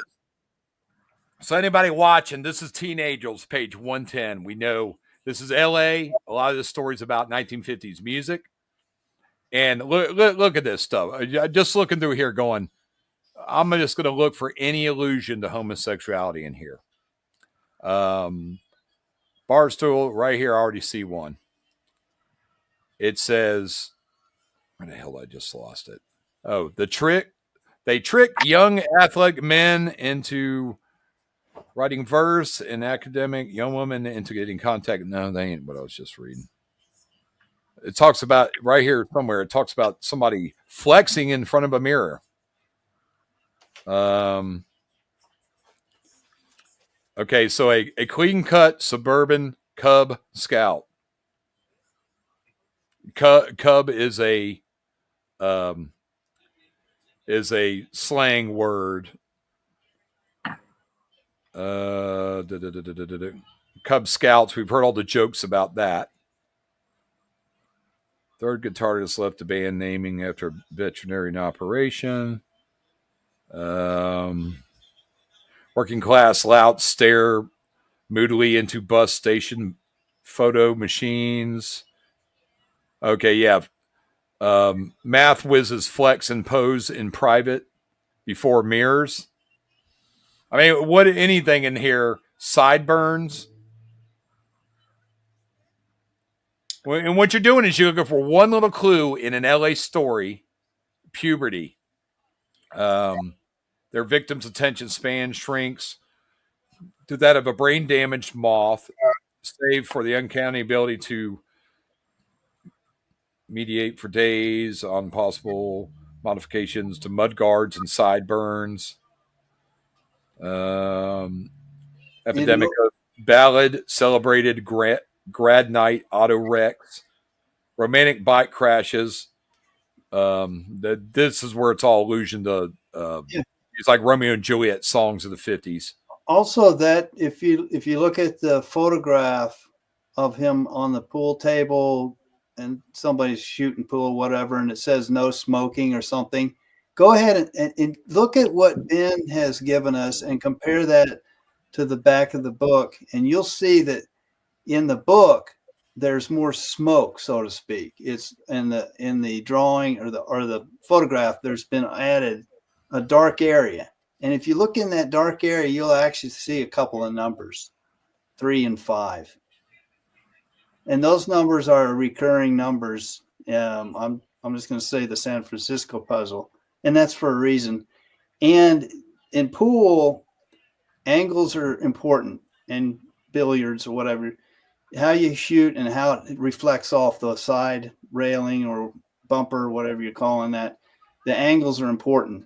And right angles are important. And 3, 4, 5 triangles, that's a right angle. And you'll see that theme many times throughout The Secret, particularly with the San Francisco puzzle. If you look on the West Coast, on the drawing with the tub, on the lower right, there's a 3 and a 5, and I think there's a 4 also in the vines. If you look at that, and you just kind of, you don't have to look close, but just kind of, oh yeah, there's a 3, 4, 5 on that, and it's right at that corner of the cement. And see, that's why if you're using the back of the book and you're at the right spot, I think that those drawings give you a localization. They're telling you. Yeah. 3 feet, 4 feet, 5 feet. There's a right triangle off of here. Or, in the shadow, you're taking a step down the shadow line. And I'm just going to throw this out there. The drinking fountain at Coit Tower, that's 37 inches tall. The clock says 6 o'clock. So if you take early June, 6 p.m., and look at that shadow length and where it falls, the shadow length is about 6 feet. And so, there's enough clues there. There's more than one way to get to the exact spot.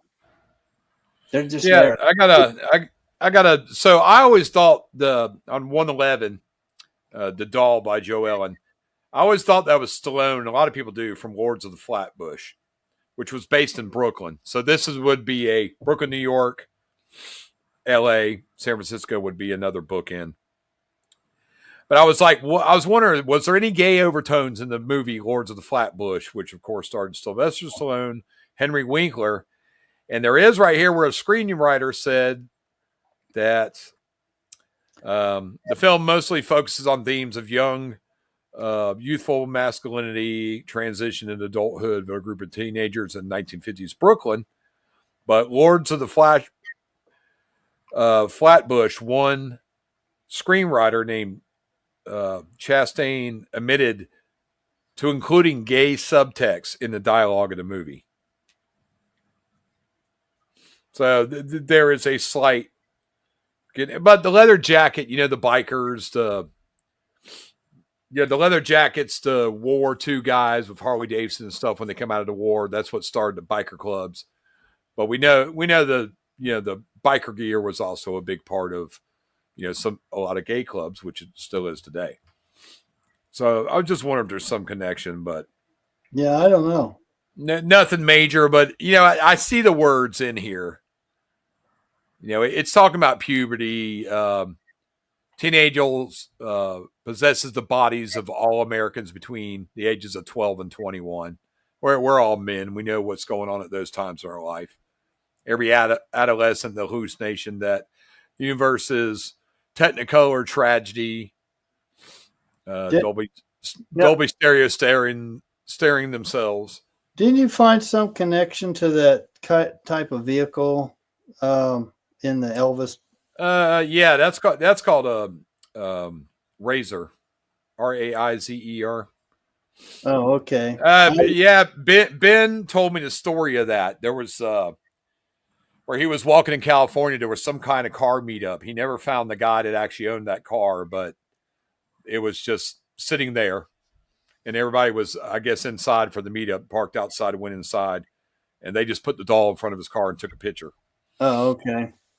So I wanted to see if that car had something, because this is also you're seeing another automobile. Yeah, the automobile connects to Milwaukee. Yeah, y'all keep going. Give me a second. I'll be right back. My connection is kind of simplistic, was seeing the V on the front of the vehicle, and which is an angle, but two lines that come together. So that's kind of goofy. But if you look at Elvis, and his watch was a Hamilton Ventura, and so I think if you read through Teen Angels, it's actually Teen Angles.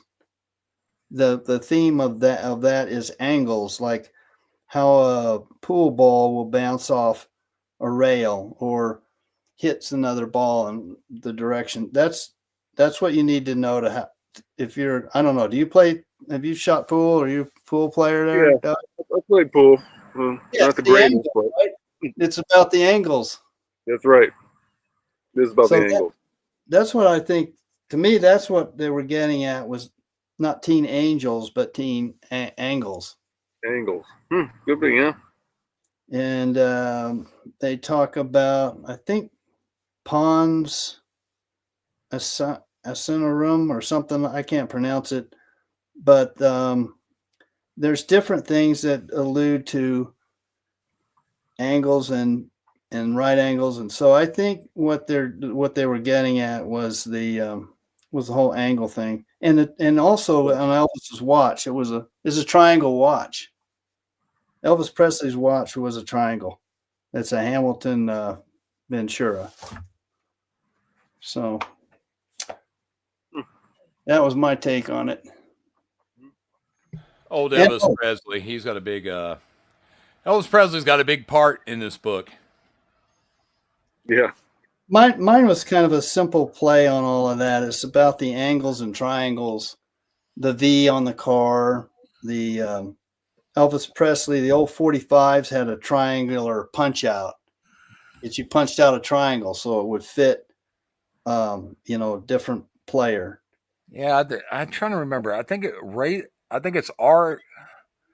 No, or it's a Kaiser, Kaiser. Kaiser, that's it. Yeah. Yeah, they weren't a popular brand. There was a few models. I think they had that's also where that story's got a there was a Teen Angels song by Mark Denning. His sisters wrote it for him. They were famous. That Teen Angels story is about all the tragic ballads of the 50s that got so bad that parents said, "Hey, I ain't letting my kid listen to the radio stations got tired of playing them." It's like, girl, it's a song about girl and boy that he's drag racing, he gets killed, and the girls got so like obsessed with it. This Romeo Juliet. Hey, Eric, I gotta go, man. It was good to see you. All right, man. Next month I'll be home, so we'll have a full time. All right, man. Thank you. See you soon. Hey, Doug. And they just had it's you got Charleston, you got the 1920s and 30s of the dance craze, the big bands, all that stuff, the music. Teen Angels, that's the 50s. There's a lot of these areas here where, Byron's focusing on these events in history, from the big bands to, what the hell's that called? He mentions them for the Charleston puzzles, the Lindy Hop, the Big Bop, all that stuff. Going all the way through the 80s to the Elvis S. Presley, which, of course, we know about rock and roll, and that's where it started, and Elvis was part of that. The illusion of hiding Elvis Presley in the Elvis Presley. There you go. But then, the depiction on the page that a lot of people think is a member of the Ramones. Like, it is, and it is for a reason. And that individual and Elvis have something in common. And it has something in common to a particular puzzle. I did that on another podcast. I don't want to give too much of that away because I don't want people going. But that is a confirmer story, because we know there's no cast buried in Tennessee. Any story that you see that is not one of the main states, 12 states of the secret puzzles, if you go, oh, this says Nevada, or this, like the Nevada story about gambling, that confirms the French Riviera. Is that where gambling started in history? Yeah, it is. Where do we know? Where's the area of concentration? It says Nevada because the casinos. But where did the casinos start in America? New Orleans, on the riverboats. That's how you determine that information. You're going to have to read. This is part of why I think most of the people that bought the book, they chunked them. Yeah, I'll bet you're right. I agree. I mean, the art, the painting is just fantastic. That's kind of a lure. You look at that and go, oh man, look at the paintings in here. And then the verses, and you go, well, maybe I can figure this out. Yeah. But if you're not there, if you don't go locally, and if you're incorrect at your starting point, you're not going to find anything. Yeah. And people will realize once you learn this history, this is why the fairies don't. This book was made. It was inspired by Kit Williams' Masquerade. Yeah, but Byron's trying to. I understand why Byron did what he did. He said the fairies say gold and silver is not valuable to them; it's their gems. Right. Yeah. And what your gold that you're going to get is knowledge. Byron's a teacher. He wants you to learn history. And this is going on today. These people that are denouncing Christopher Columbus. There shouldn't be any Christopher Columbus statues in this country because he didn't land here. You learn simple stuff like the term Indian came from Christopher Columbus, because when he landed in the Caribbean and saw those people, he thought he was in the West Indies. That's where Indy comes from. Indies, native, is in the New York verse. So don't get your Indies and Indians mixed up. And and when the book in the back says Native American, there's a part where the fairies talk about they weren't naive enough to call the indigenous tribes people Native Americans. So when you see Native American, it's not referencing the indigenous tribes people. It's referencing something that didn't immigrate to America, something that happened here. That could be a world war. That could be a scientific event. That could be a music connection reference. If you go back to Charleston, the Charleston dance, that is a Native American thing. It means something. It didn't immigrate. Yeah. It came from something. American baseball. This is a Native American event, even though it shares connections with the British sport of rounders and other sports in general. Yeah, we made our own version of it. I think the Rowan, some of these puzzles are just extremely hard. There's some very good theories, and plus the man-made changes and the weather changes, hurricanes, and I just don't think that, what is it, Charleston puzzle? I don't know that one will be found unless it's in a spot. It might be in a spot that hasn't had many changes. It is possible, but and I just think that there's it is. I think I'll tell everybody about Charleston. I know my theory on Charleston is correct because when you come to the correct park and you overlay the time points to something that is exactly in the book. But you don't know where to look for it in the book until you figure out what that monument's all about. And then you go, okay, simple connections to this monument. Where would they be hidden at in the book? Yeah. And look in there and what this monument has to do with. There's a direct reference in the story. There's visuals and words. And then there's one particular thing about this monument. And I remember I went to that story and I'm like, this will be a confirmer. If this what happened is actually listed in there and the exact word is listed in that story. Well, so it confirms, because Charleston has a bigger history with this than any other city in America. And it has nothing to do with the Civil War because the topics change. Then what you have to do when you, like that spot you're talking about, that you have to then look at both the painting art and find something that gets you to the spot. Like in the Boston, there was the home plate and the batter and the shadow. Mm-hmm. So you have to find something in that art that goes, oh yeah, this is that. And if you use the back of the book and the drawings and you go, oh yeah, this works for that. I think that's really the way to go about these puzzles. But you got to have a good start point and you got to be able to follow the verses. And I don't know.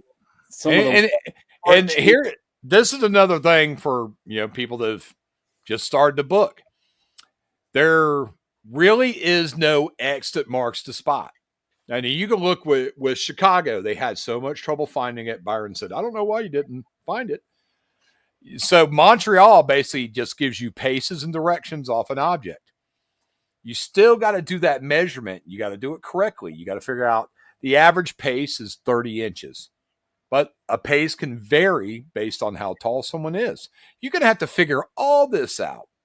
But what he's doing in every single one is he's giving you a line, or it's over there somewhere.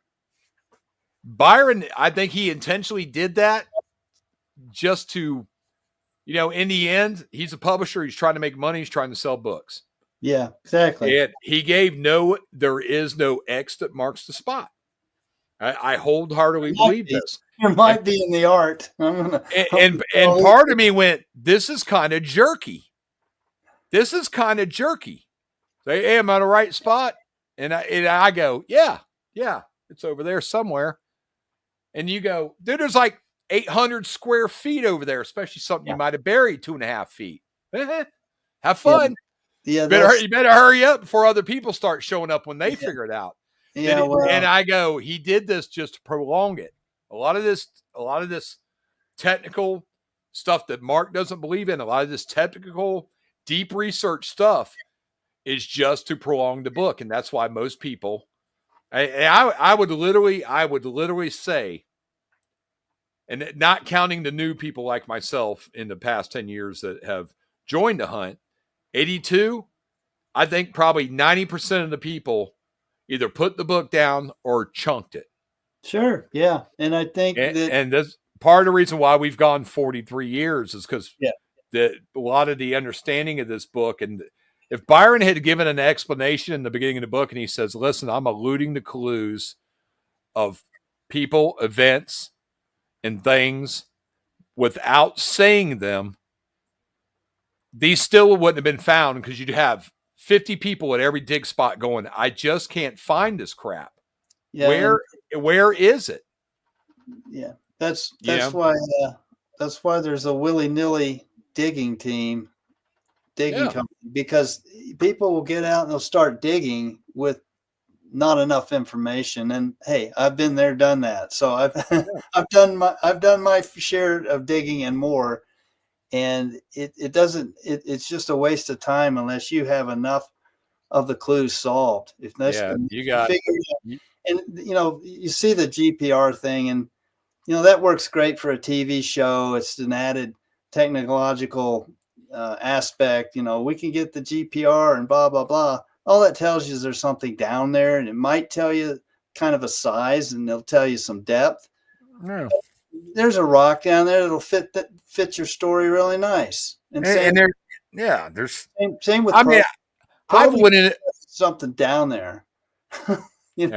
Probing's dangerous. I mean, there's some people they might have busted some. I know a guy. He made a fake plexiglass box. He made a replica cask. He put his probe right through it. No problem. Really? Yeah. And he said, "Man, I went right through it. I didn't even know it." He buried it out at a relative's property. He came back because he's got detection equipment, and he said he couldn't really find it, and he was trying. Because a big thing with Kit Williams with Masquerade, it was a golden rabbit. He buried it in an iron-heavy box that was supposed to thwart metal detectors. But with the secret,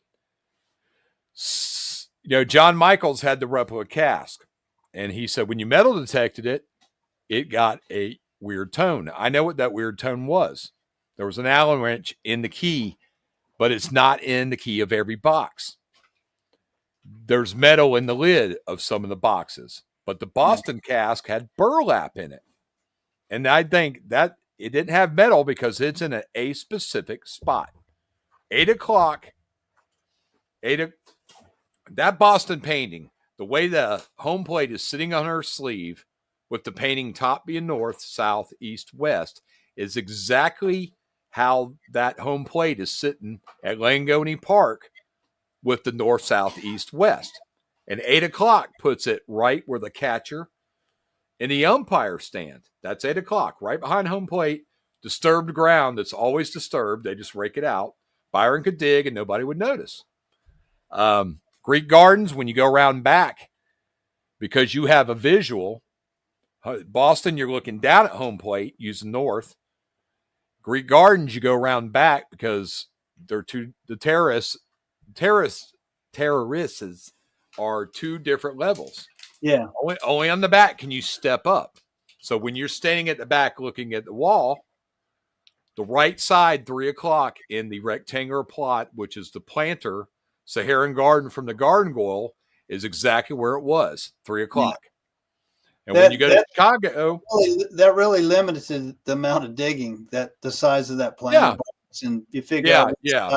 So that's why that's the second easiest one. Yeah, in my opinion, and I think it's about it's the history of the actual, because the garden goyle, Greek gardens, the word garden connects them.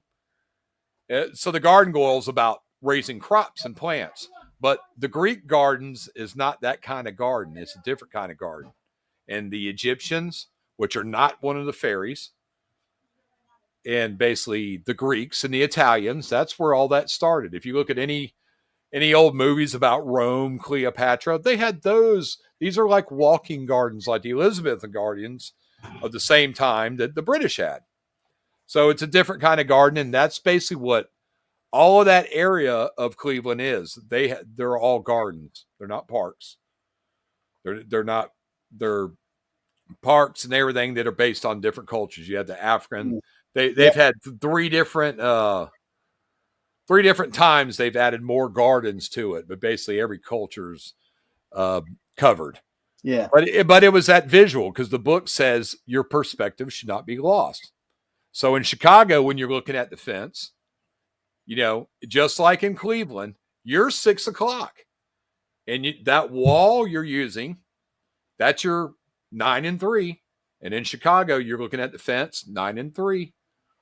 And he tells you between fence, and then when you go back, there's a sidewalk, and then there's light fixtures. He's telling you between that fence and those light posts back there, this is the cask. But when you square up with the fence, and that's 9, that's 3, 4, 5, right here to my right. And I remember I illustrated that. I sent it to Rob Orble, and they had put the cask on the ground. I think he went out there with Mike Stewart. They took a photo, and there's a tree there that wasn't there when they dug it up. And, so they stood there and they took a picture of the fence. And I said, this is the 5 o'clock area. If you're standing here being 6, is this about where you found it? And Rob said, right about where that tree is, which is right at 5 o'clock. So this is how your perspective shouldn't be lost. Stand here and look at what you see in the painting. You're 6. And this is why he gives you, Chicago's the one painting that actually has a compass in it. There's your clue. You need a compass. So he's giving you all these directions. You go, okay, here we are. 1983. Which way is north? Shit if I know. Yeah, see, they got really close, but at the time they started digging, they probably didn't have all the final localization clues figured out. So the cops didn't come. They dug like 9 holes, and then they dug deep holes and stuff. Yeah, they're trying to, Byron sent him a photo of them burying it in Chicago. So they're matching it up, and they're right next to it. And by him, if he hadn't thrown the shovel, they wouldn't have found it. That's how tough this is. Yeah. And the dirt falls away, and boom, there it is. They were one shovel over from destroying it. Yeah. Yeah. But it's you look at these areas. See, my place in Charleston, you got to look at the park and go, that's a lot in Charleston, because there's a lot of flooding. It's the parks are old. Even when you go to White Point, you could take a sledgehammer to the dirt out there, and it's hard as a rock. Guess what? 43 years ago when Byron was there, the ground was just as hard. Yeah. It's like these parks have been there for a long time. Yeah. These are compacted. They've been walked over for centuries. Where I've been digging in a park, you get down about 10 inches. It's nice and soft, except for the rocks or whatever. And then it's like clay. And it's like, it's just a little bit softer than concrete. So I'm thinking he probably didn't bury it very deep, because it's hard to get through that clay area or level. So he's going to go a little bit deeper and go, oh, this is deep enough. I mean, that's my guess on it. And this is why he's using, easy places he could have dug. The digging didn't look that hard out there in Grant Park.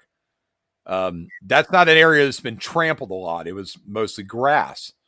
Planter in Cleveland, which was, a lot of people think that not Brian, the other guy, broke it. I said, no, that thing was packed with dirt. I think it had been broken a while back, and I don't think he has every piece to it.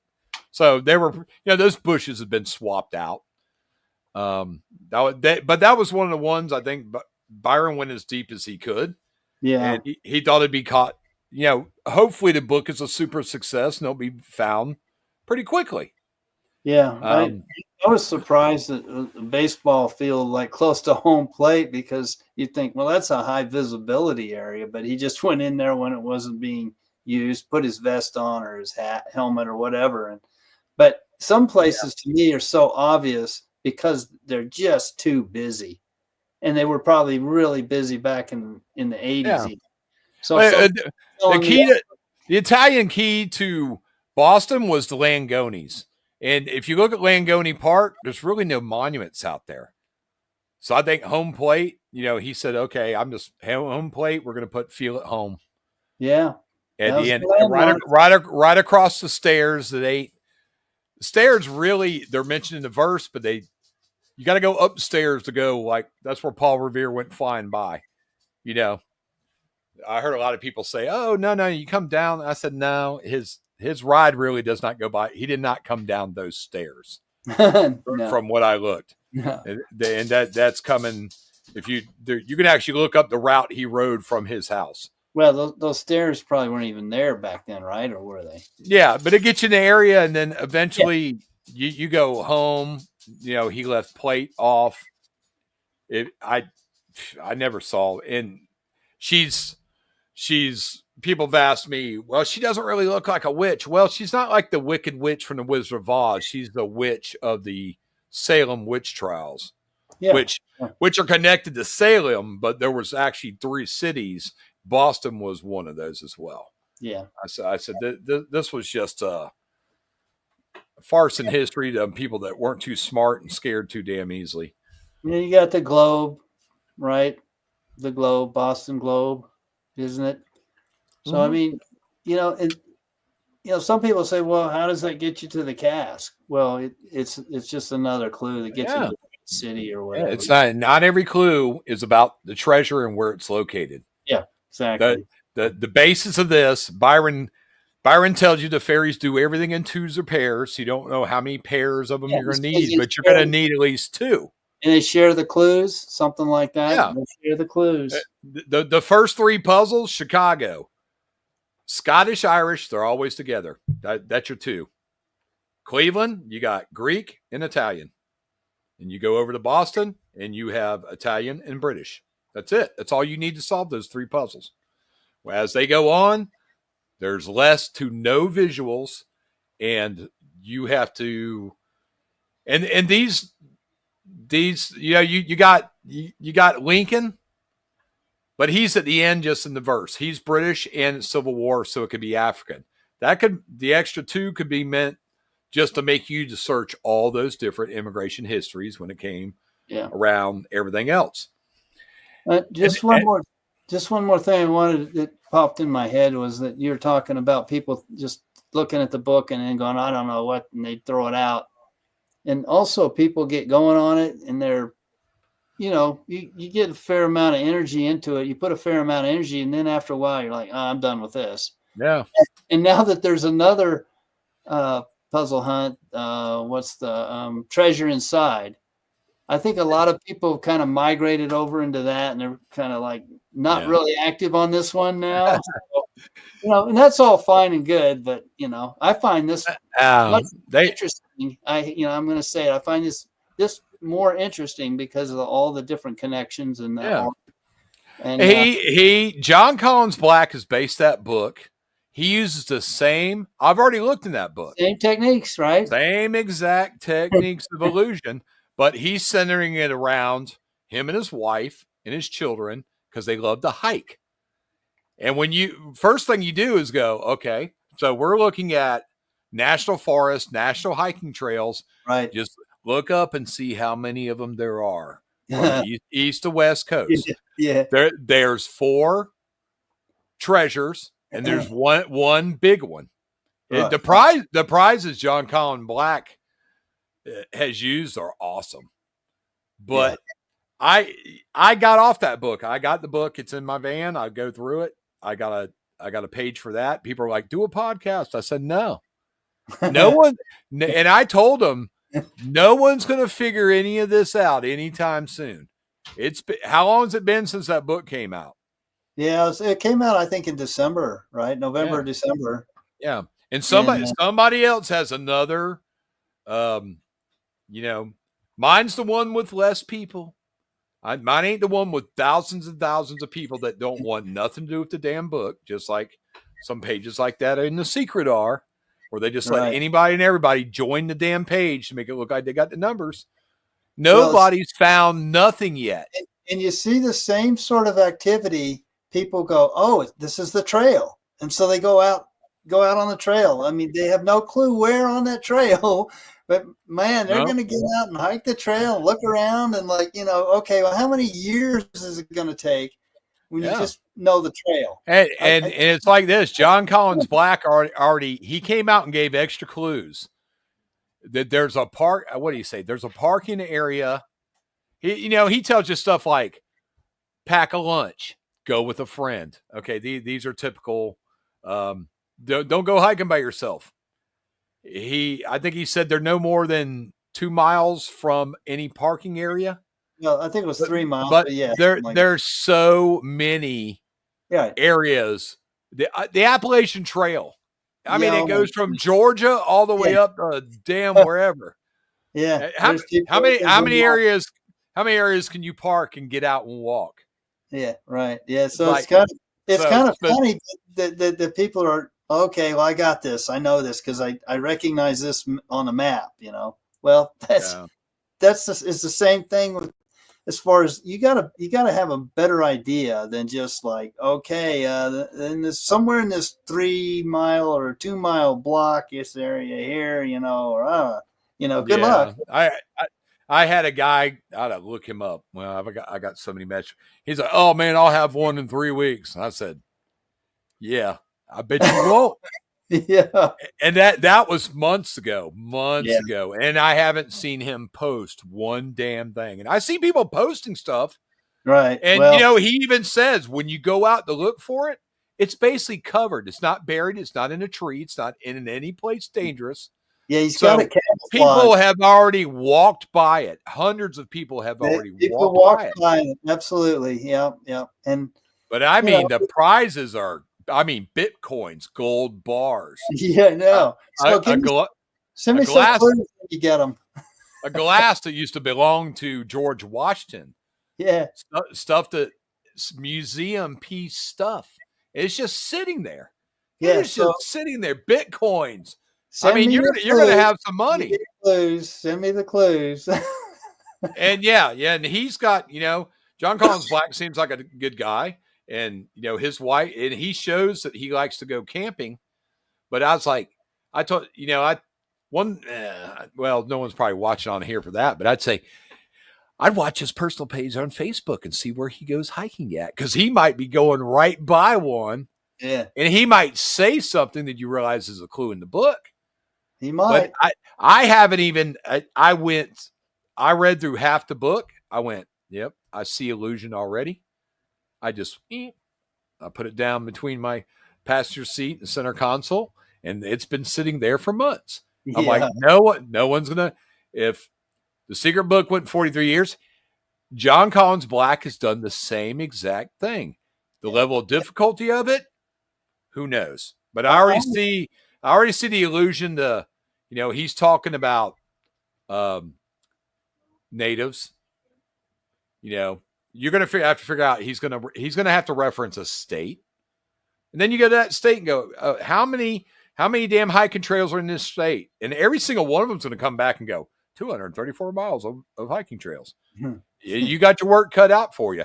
And then you don't know about these trails. You don't know what they're called. You don't know what regions they're in or mountains they're on.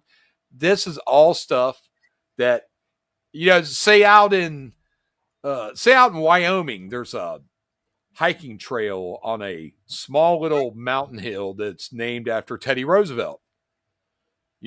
How much crap can you allude to until you're like, is there any hiking trail crap got anything? The signage like Byron's used up there in Milwaukee for the 76 bike trail, that was renamed in 1976. They renamed it the 76 bike trail because of America's 200th anniversary. And that's why in the verse in the book for Milwaukee, he says, climb the Grand 200. Grand's for the staircase.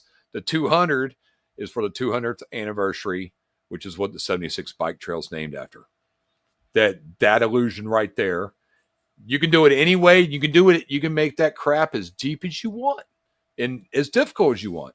Because people are only going to do so much research and they're going to go, they're going to have brain fatigue like I do with The Secret. I used to sit there for hours and research crap. I can't do it for about 20 minutes and my brain starts to hurt. I'm like, so I have to decompress, let it all sink in, come back to it later. That's right. You got, absolutely. Well, but to everybody watching, you know, we'll cut this off at 2 hours. We'll cut this off in about 10 minutes, but it's been 43 years because it's not easy, and people need to start understanding that and get in the book, do your own. I mean, I've got so much stuff, and this is my second book. So much stuff in there that I've highlighted, clues. But you know, I've told people my spots. Mike, you want to go search? Nobody does. My buddy goes, man, they don't care because they don't believe it. They don't understand it. Sure. He's right. They don't. You understand it. You and 4 people I know connected to the page actually in one way. I think you have the best grasp of it. There is a walking path. Every puzzle uses different cities or different connections in the cities to like Boston. Paul Revere in the English, when it was an English colony, and then the 1920s Italian immigration or early 1900s Italian immigration where they all got stuck up in North Boston, all the crime, everything. Part of Chicago has to do with that same crime of the Italians as well. You know, the football teams, the sports teams, the Negro Baseball League, the the beef that came to Chicago. I saw a bunch of this stuff the other day. It was on Kevin Costner's The West series that's on. I looked at my wife. I'm like, there's a secret Chicago. She goes, what? I said, the Chicago Bulls, where they got the name from. When America got this, after the Civil War, guys that went back to Texas and stuff, they realized because no one was managing the cows, their populations exploded. This is how they moved out, like the show Yellowstone. That's how they did the land grabs out there. This is when the indigenous tribes already had the reservation land, and people came in there and said, hey, we need this for cows. You need to get the hell out. So they started another battle with that. And so eventually they said, hey, bring your beef to Chicago. You know, where in Texas, this cow, you might get $4 a pound for the meat. You can get 50 in Chicago. So because the East Coast and everybody started to develop a taste for beef. And they even showed immigrants that had recently come to America sending letters back home on that show going, hey, man, I could eat beef 4 times a day. Where he came from in Ireland, beef is incredibly rare. Potatoes. So the beef, it was meat and potatoes. Yeah. And and this also played into train travel. They go, man, we could send 4 times the cows to Chicago by train than it'd take the Cowboys to get them there. So everything cross references with everything else, and the beef industry exploded. But I think there's also some connection with the telegraph, and if you look at where the telegraph went, it actually went to the Coit Tower area. It used to be, I don't know if they still call it Telegraph Hill, and I think there's a it's still a name. I think Mind Boggles kind of alludes to that. If you look at the hand coming out of the TV, I think in the shadow, it kind of looks like somebody that would be pushing down on a Cleveland has a story to television because I think Cleveland, they had the most TV stations at one time and the most televisions per capita in the household before any other city. Cleveland and Milwaukee also are in that history because I think Milwaukee was the first basically transmission tower from East Coast to West Coast. This is like in what was that movie? What was that movie with Robert Redford and was it The Sting? Yeah.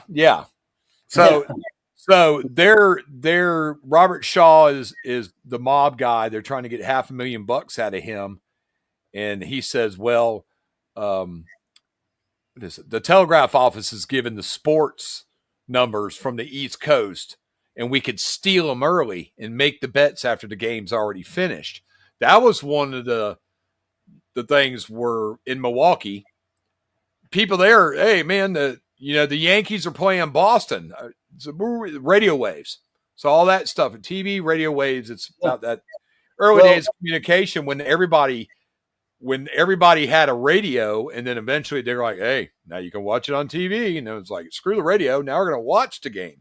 And one thing, if you look at that, the Telegraph, I believe it was, had the wires, and they would actually, you could hear the sound in the air when there was being something transmitted.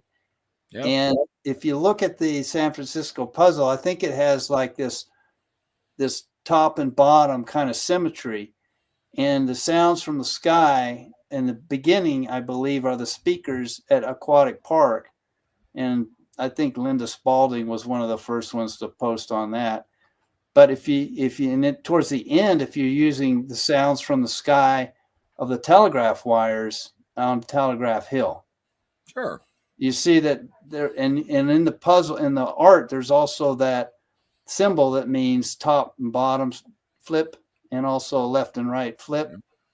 And you can take the glitches that shows the computer. There's also a Chinese woman depicted, a doll depicted with a telephone that's in Chinatown. Yeah, it's like, what is it? Right. Everybody should be going, what does the Chinese have to do with telephones and computers and communications? Well, look it up and see what it's attached to. Where it's attached to. Glitches, I think, is San Francisco and New York. It has both clues. Yeah. I mean, it covers both. And also, if you look at the punch out dots, you'll see a 3 and a 5, and a look at 3, 4, 5. The winter in 1982, when you were in the library, you just need to pull books on communications, like what television, telegraph, radio. That's what you're looking for. Right. And it shows you in the mind boggles. She's watching TV, the vampire, everybody, right. You were around. I remember when my dad got the first TV. I used to have that TV. My dad goes, boy, I bought that color TV in 71 when you were born. And we watched that all through 75. I don't even remember when he got the second one, but before that, black and white TV. And if you look at the mind boggles, there's 2 straws going to that guy's brain. Mm-hmm. Why is there 2 and not just 1? It's for communications, going down one wire, coming back on the other one. I thought at one time they were antennas.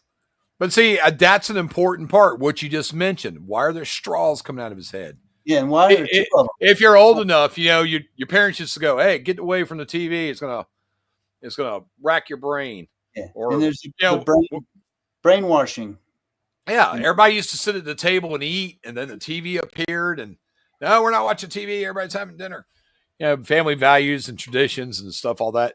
Yep. Yeah, my podcast is set up on our dining room table. We don't even eat at this damn thing anymore. I eat in my recliner over there. Well, I took over part of our living room here, and I got like this small step ladder to get my computer, so I'd have a screen and facing a screen. It's my studio being evolved, so to speak. Yeah. So this is actually. Ain't gonna do a podcast on Boston. So I think we started this last year with St. Augustine, but this is technically like the last puzzle breakdown. And I'm not gonna. We're gonna stop that where we think it is and stuff. I'm like, I just quickly. I think the Houston puzzle's about the Confederacy, the Civil War.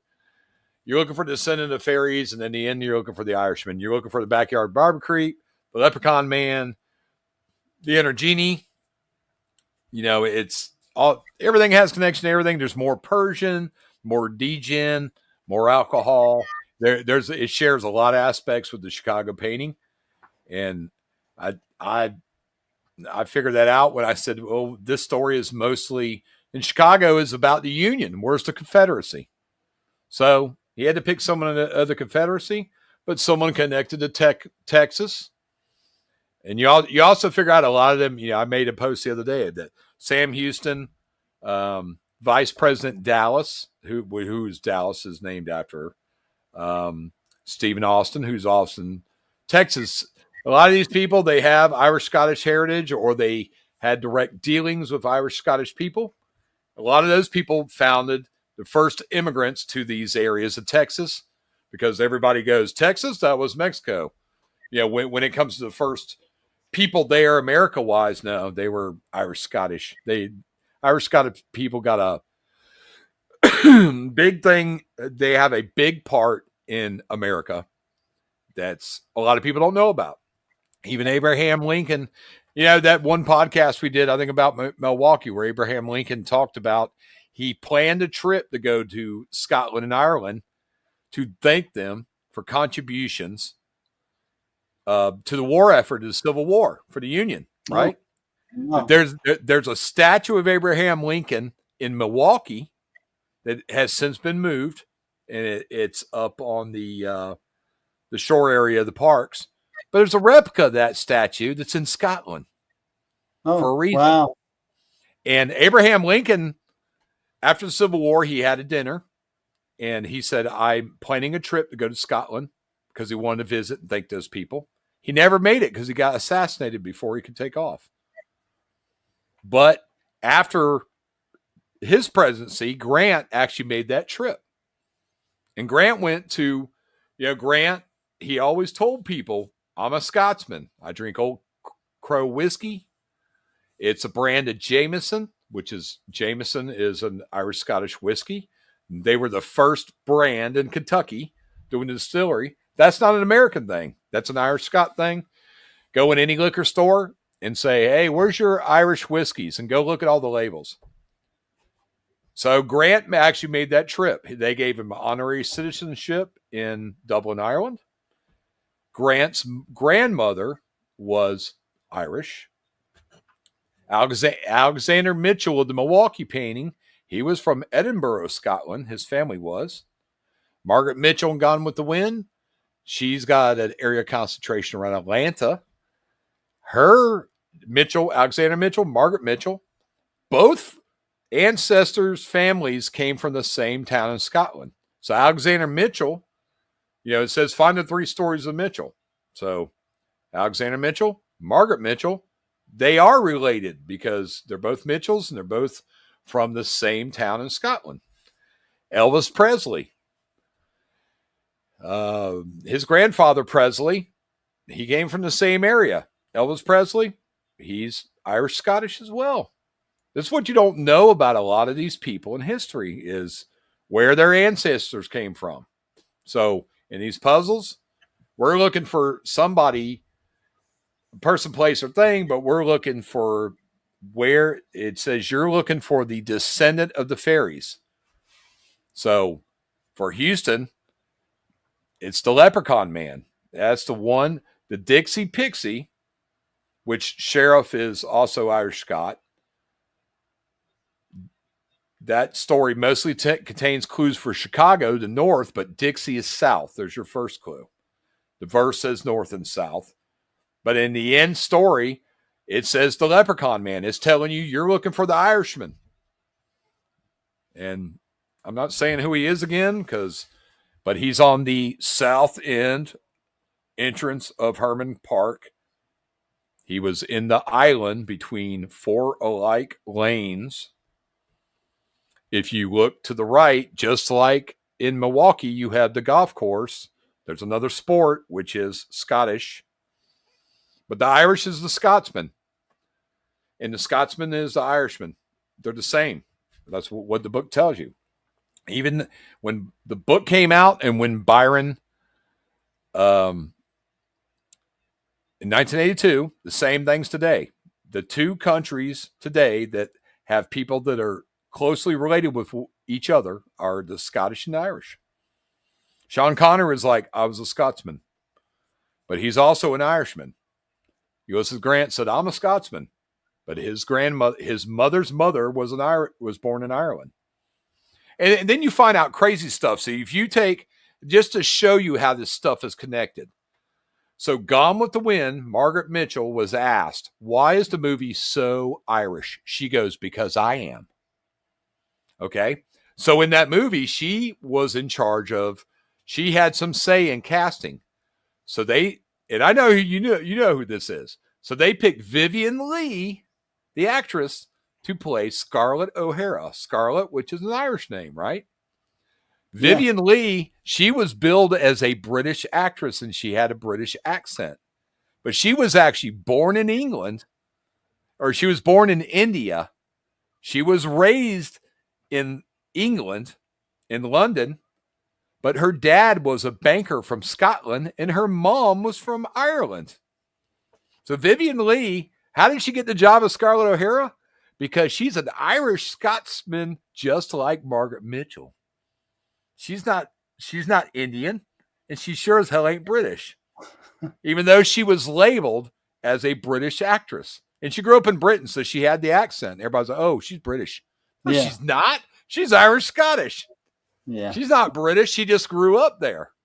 And her dad was a banker, and he took a job in London with a bank from Scotland.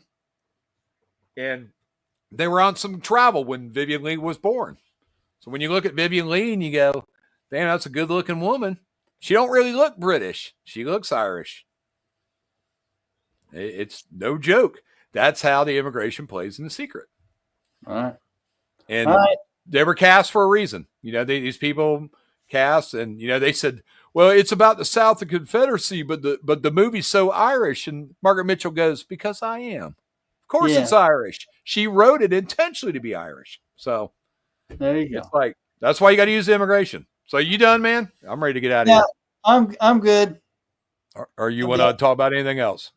Nah, I'm set. Thanks. All right, man. So we'll probably, what is the date today? It's only the 10th. We'll probably have another podcast, break down clues, and